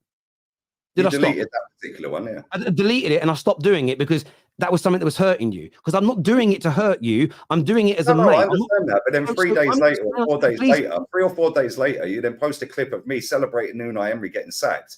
Yeah. And not putting in the context. I said it in the show. I said the context is in the show. I said, when we do the show Tuesday, I'm going to ask him about it. There's people are that thick that watch this channel at times. I'm not responsible. I'm not responsible. I'm not responsible. Hang on, I'm not. I'm not responsible. You're not responsible for the content you put. Let me finish my sentence. I am not responsible for what anybody sends you. The same as if you post a clip of me and someone calls me a prick, is that your fault? No, but at the end of the day, you've got to contextualize the content. No. At the end of the day, of course you have. I will hold my hands up, and if I hurt your feelings, if I upset you, I'll apologize. Lee, I am not responsible for what somebody else on the internet says about you. The same as you are not responsible for something somebody says to me. But to my point, and I'll actually get to the actual question now. The reason that I'm asking you about the Unai Emery thing, I get that you wanted Ancelotti. 110%, I get that. Don't need to ask that question because I know it. For me, what I find interesting, and you did it when you were talking there, right? You spoke about the Villa situation and how he's done so much better than what Arteta has, and I see you praising that. What I don't understand is how you're praising how well Unai Emery has done at Villa through the Villa lens, a smaller club, smaller budget, what he's done in a kind of calendar year process, and he's achieved more. And half an hour ago, you're telling me, and you've said on multiple other shows, that you judge every single football club the same. So based on judging every single football club the same, how are you praising a manager like Unai Emery that, by your definition, fouled at Arsenal and has fouled at Aston Villa because he's won nothing? That's why I don't get your praise for him. And no, you don't, but you didn't listen to what I said about Ten Hag.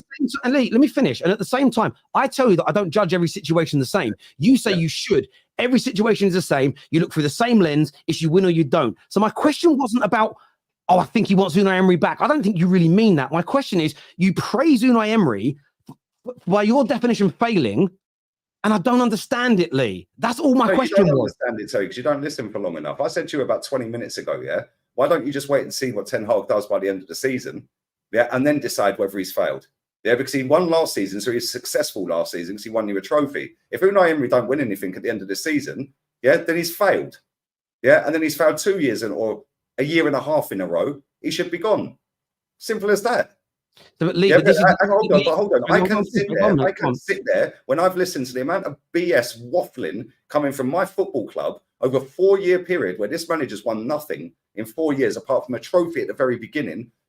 4 calendar years next year. So in 3.5 years of them, he's won nothing. I've listened to Ian Wright twerking, wheeling out merch. Ian Wright merch. What's the other woman, the rapper's name? Anaconda merch, Nicki Minaj merch. I've listened to Dogs being wheeled out called Win. I've listened to Martin Keown chatting crap. I've listened to puppet journalists chatting crap. I've listened to super fans chatting crap. I've listened to top gooners chatting crap. I've listened to some of your titles and seen your streams and videos. Some of the people you had on the stream at the weekend. Big up, what's his name? Soul, is it? Soul, yeah. The others, boy, Jesus Christ, mate, too far gone to be saved. Way, way, way too coerced. Right? But when I've listened to all of that crap, I ain't seen none of that for that manager at Aston Villa. They have not wheeled out Paul McGrath with merch. They have not wheeled out Gareth Barry with merch. They ain't wheeled out a dog. They ain't wheeling out processes, phases, and Unai Emery, Emi Martinez, after the game at the weekend, was interviewed on TV, and they asked him the question, are you in a title race? He said, Unai's told us we're in a title race. We're going for a title. Now compare that to Newcastle under Eddie Howe last season. Oh, no, we're taking it one game at a time. No wonder they didn't win anything. If Unai Emery don't win anything this season, he should be gone. He's had 18 months. See you later. However, I can sit there when my club have been taking the piss out of us, laughing in our faces with dogs and merch and crap like that. And now look at a manager who's been there 15 months and is just beaten us again with a second club now. And is literally right up there in a title race. So I can sit there and praise that. If ultimately you don't win anything, see you later. I understand. It's not hard to understand once you explain it. But for me, I've sat on here with so many shows with you where you speak about football in this monolith way, where you judge Luton the same way as you judge Manchester City, where winning is winning. And only when I've asked you a question like, would you change your mind on the manager if he wins something? You say, we wait and see if that happens. So if that's the way your stance is and how you look at football, I wouldn't expect to see you praising Unai Emery or this small team in Spain at the top of the league halfway through the season, because it goes against what you say are your fervent beliefs of football. So and that's fine. So I want to ask you questions about it. When I see things that don't make sense to me based on what you say your fervent beliefs are, this is the point on the show where we talk about it. The same as you did it earlier. How many trophies are available in December? Lee, that's not the point. That's not the point at all. Can you win a trophy in December? But that isn't the point. So but when it comes to would you change your mind about Arteta, it's I'll wait to the end of the season. But you're not waiting to the end of the season before praising someone else that you like more. Because guess what? He ain't in phase 4 yet, Terry. And by the way, which is fine, Lee. Which is fine. 4 years, he needs all of his own players. Lee, but it's fine. But then you disagree with what I say all the time. That you assess Lee, please let me finish. Please let me finish my point. But then you call me out when I say, and rightfully so, you're allowed to challenge me. There's no issues with it. You then call me out when I turn around and say, I don't judge every situation the same. And by the way, I want to say this to you. You're right to assess situations differently. You're right to look at the statistics of when Unai Emery's arrived to where he is. You're right that pound for pound, what he is doing this season is better than anyone else from the traditional top 6 because they have a smaller budget. They have a smaller wage bill. Now, if he ends up finishing 10th in the league, then you look at it differently. I think you're right on this. What I'm confused about is that 1 minute it's one thing and football's only about trophies, and unless you're doing it, you're a failure and you're a bum. The next minute you're using someone that's a failure and a bum by your own yardstick to beat your own team over the head. It doesn't make sense. And just because Ian Wright wills out merchandise, it makes no sense. That's irrelevant. The failure and the bum, by the way, the failure and the bum, has only been a failure and a bum at my football club. Funny that, isn't it?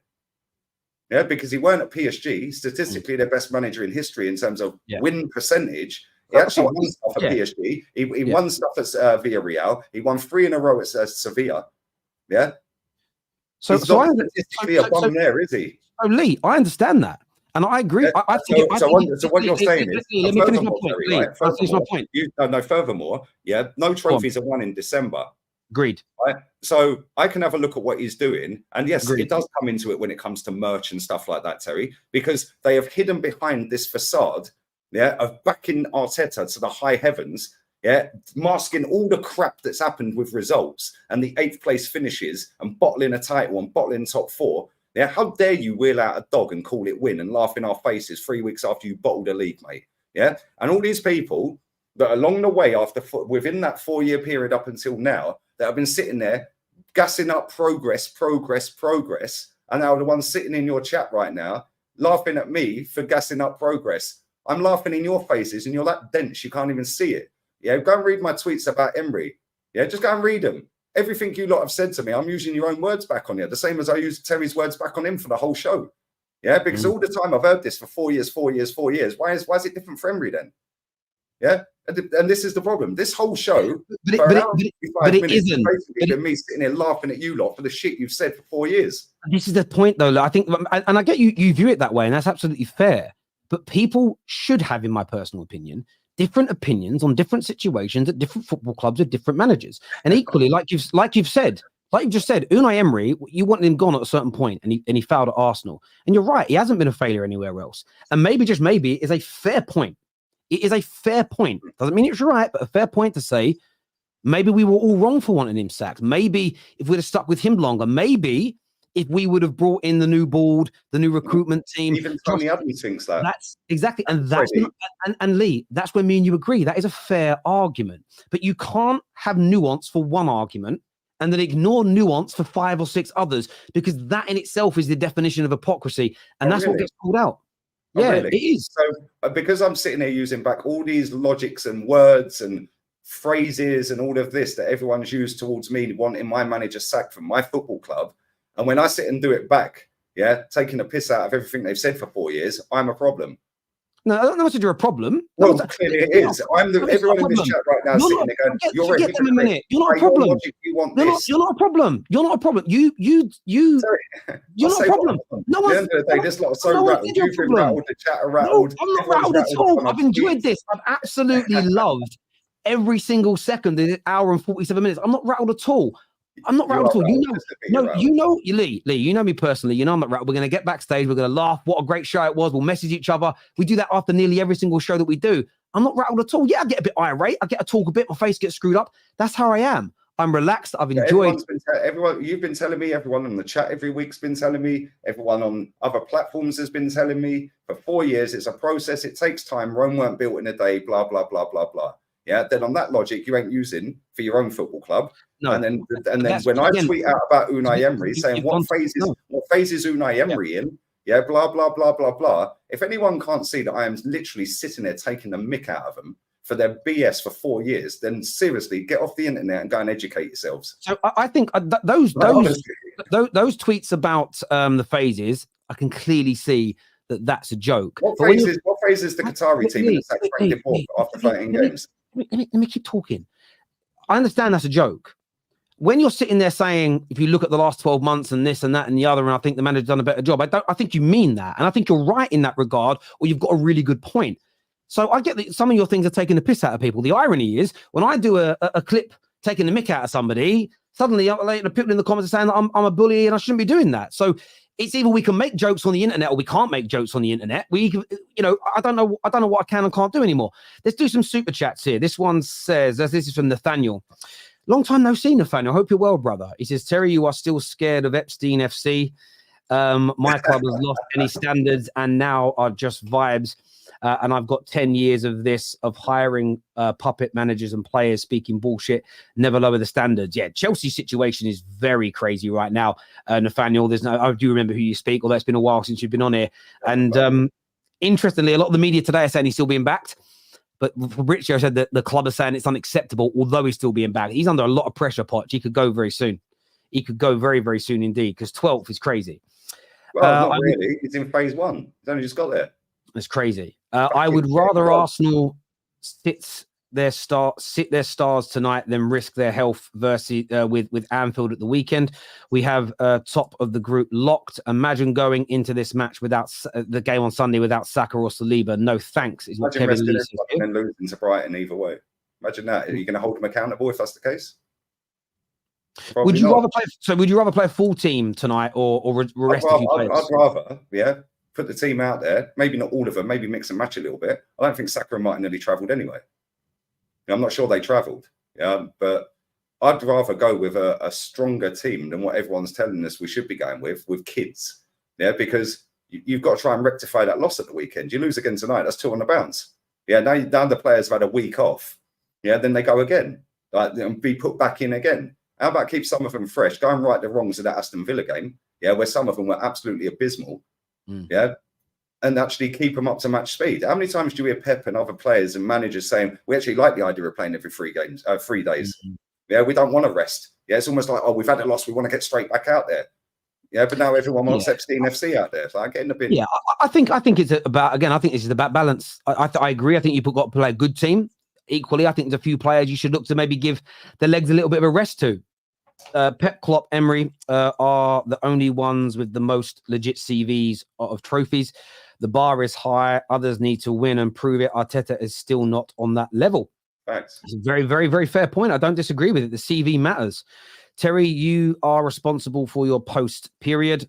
I'm responsible for what I post. I'm not responsible for what people say. Because right now, Faisal, if somebody then agrees with you and wishes cancer upon my daughter, is that your fault, Faisal? Of course it isn't. It's on the delinquent that says it. I wouldn't blame you for it, sir, because that's crazy. And Lee, by the way, isn't blaming me for that. And he said that. So let's just be very, very clear about that as well. He can criticize Kai Havertz, but by his own admission, it's personal, but can't take me critique. Make it make sense is what P. Scotty says. I have no idea what you mean, mate. Look, Lee can take criticism, but people are viewing these criticism every day. You should see mate. I've got probably about 30,000 DMs on Insta I've never opened, mate. I guarantee if I did a show on them one day, 90% of them want me to jump off a cliff. But I guarantee when I read my YouTube comments on a fan cam and my TikTok comments and my Insta comments and on a post or my tweets, my Twitter comments, again, I get abused every day. I'm still here every day. So I can take criticism. I mean, as for Kai Havertz, he's a professional footballer in an elite level sport, and I've seen 4 years of him doing nothing.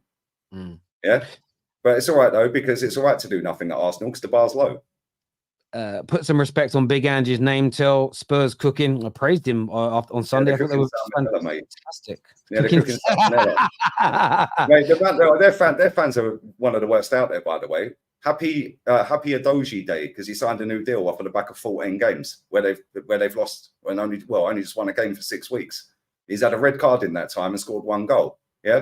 English football is on the lowest it's ever been, mate. The bar is so low you can play 14 games of football and get a brand new improved deal off of winning nothing and not winning a game for 6 weeks. Crazy. Absolutely crazy. And then when you have a conversation with Spurs fans about it, but he had this buyout clause in January and Man City wanted him. Who told you that? Some journalist from Football London. Oh, really? It must be true then. Alistair Gold. It must be true, mate. They'll believe anything, that lot. They believe they got their Tottenham back. Daniel Levy laughed in their face the other week after they lost to Fulham. They sat there to a fan forum and said, we got our Tottenham back. And they all clapped. Yeah, it's crazy. For what it's worth, I love you both. You're like an old couple. I've got a lot of time for Lee. It is what it is. He's not, again, I'm not speaking for Lee here, and I'm sure he'll agree. It's not personal. Like people say I'm rattled. I'm good, mate. I'm good. I'm good, bruv. I'm genuinely. I've actually had my chest has been really bad this week, and I was a little bit. I always get worried about doing our shows because they get quite heated, and I love it. It's probably the best I felt on a stream in about fucking 3 or 4 weeks. It's these probiotics I'm taking; they're amazing. Lee, I can't say the name again. Girona cooked, but honestly, I get this with my dyslexia. Certain words I just won't go in. Girona cooked Barcelona. You think Xavi is gone? He will be. Mate, their fans were all booing at the end of the game. Oh, how toxic. He won a league last season. Why ain't they just backing him? He's only in phase 2. First season at the club, he won him a title. Why ain't they just backing him? Oh, yeah, standards. A bit like the Benfica fans that were throwing water bottles at the Benfica manager mid-game. Yeah, because they were losing a game or drawing a game. They ended up drawing 1-1 to not go top. They're 1 point off a Sporting and Porto. Not good enough. Yeah, not good enough. Thousands of them having a go at the manager mid-game. Yeah, how toxic. What phase of Benfica in? Lee could attract a broader audience by adopting less toxic approach and presenting more balanced perspective on his opinions. I ain't interested in adopting a broader audience, mate. I'm interested in factual information about my football club, which is on its arse. Yeah, 31 years no League Cup, 30 years no win in the European competition, 20 years no league title, and soon to be 4 years without an FA Cup. Why is everyone so happy? And if people want to get in their feelings about factual information, cool. Go and listen to people lying to your face like other channels. Yeah, because I ain't here to tell lies, mate. I'm here to tell facts about this club. And if people want to get angry about it, cool. I know that I will be always the villain of this fan base. So I'll just do what I do in my way, saying how I say and how I see it. And if people don't like it, just don't tune in, mate. Adogi will be world class. Someone clip Lee. Cool. Yeah, clip me. They said the same about Lamella when they signed him. Will you guys give Girona their flowers for winning? Mate, they will get more than flowers for winning their league. It'd be one of the greatest achievements in modern day football with the size of their club and everything else. 110% they will get their flowers, I'm sure. Can imagine not giving them their flowers if they won the league, Debbie. It'd be ridiculous. Look, I know you've got to shoot off and do your show soon. Lee, absolutely loved every single second of that. Probably the most uncomfortable I've felt in terms of being questioned in a while. And I'm going to say this, do it more. I want it more. I love it. I don't get questioned enough on my own shows. It's probably why I've enjoyed it so much. Absolutely. Sorry? You don't get clipped up enough either. Well, that's down to people watching me. Listen, I don't ever talk about these things publicly. Clip me up more. The more you clip me up, the more I trend, the more I go viral, the bigger my channel gets. Fucking yeah, but your takes are not the worst takes on your shows, Terry. That's why you don't get clipped up. Honestly, clip me up. If 2,500 people a day all watching, clip me up and put me on the internet. Do you know how famous I'll be in a few months? How much bigger my channel would be? Clip me up, bitches. Get it done. Get it done. It's true. I do get clipped every day. My face is on every single clip that goes out. TikTok clips every day of me. I just don't go viral. Must be boring. I don't know what it is. Listen, Lee, always a pleasure to speak to you, mate. Viewers, super chatters, you're amazing. Everyone who's hit the like button, thank you. We're live after Arsenal versus PSV. And of course, we're live after Man United versus Bayern Munich tonight. Can't wait for that fucking game. Until next time, take care. Goodbye. God bless. See you all again soon.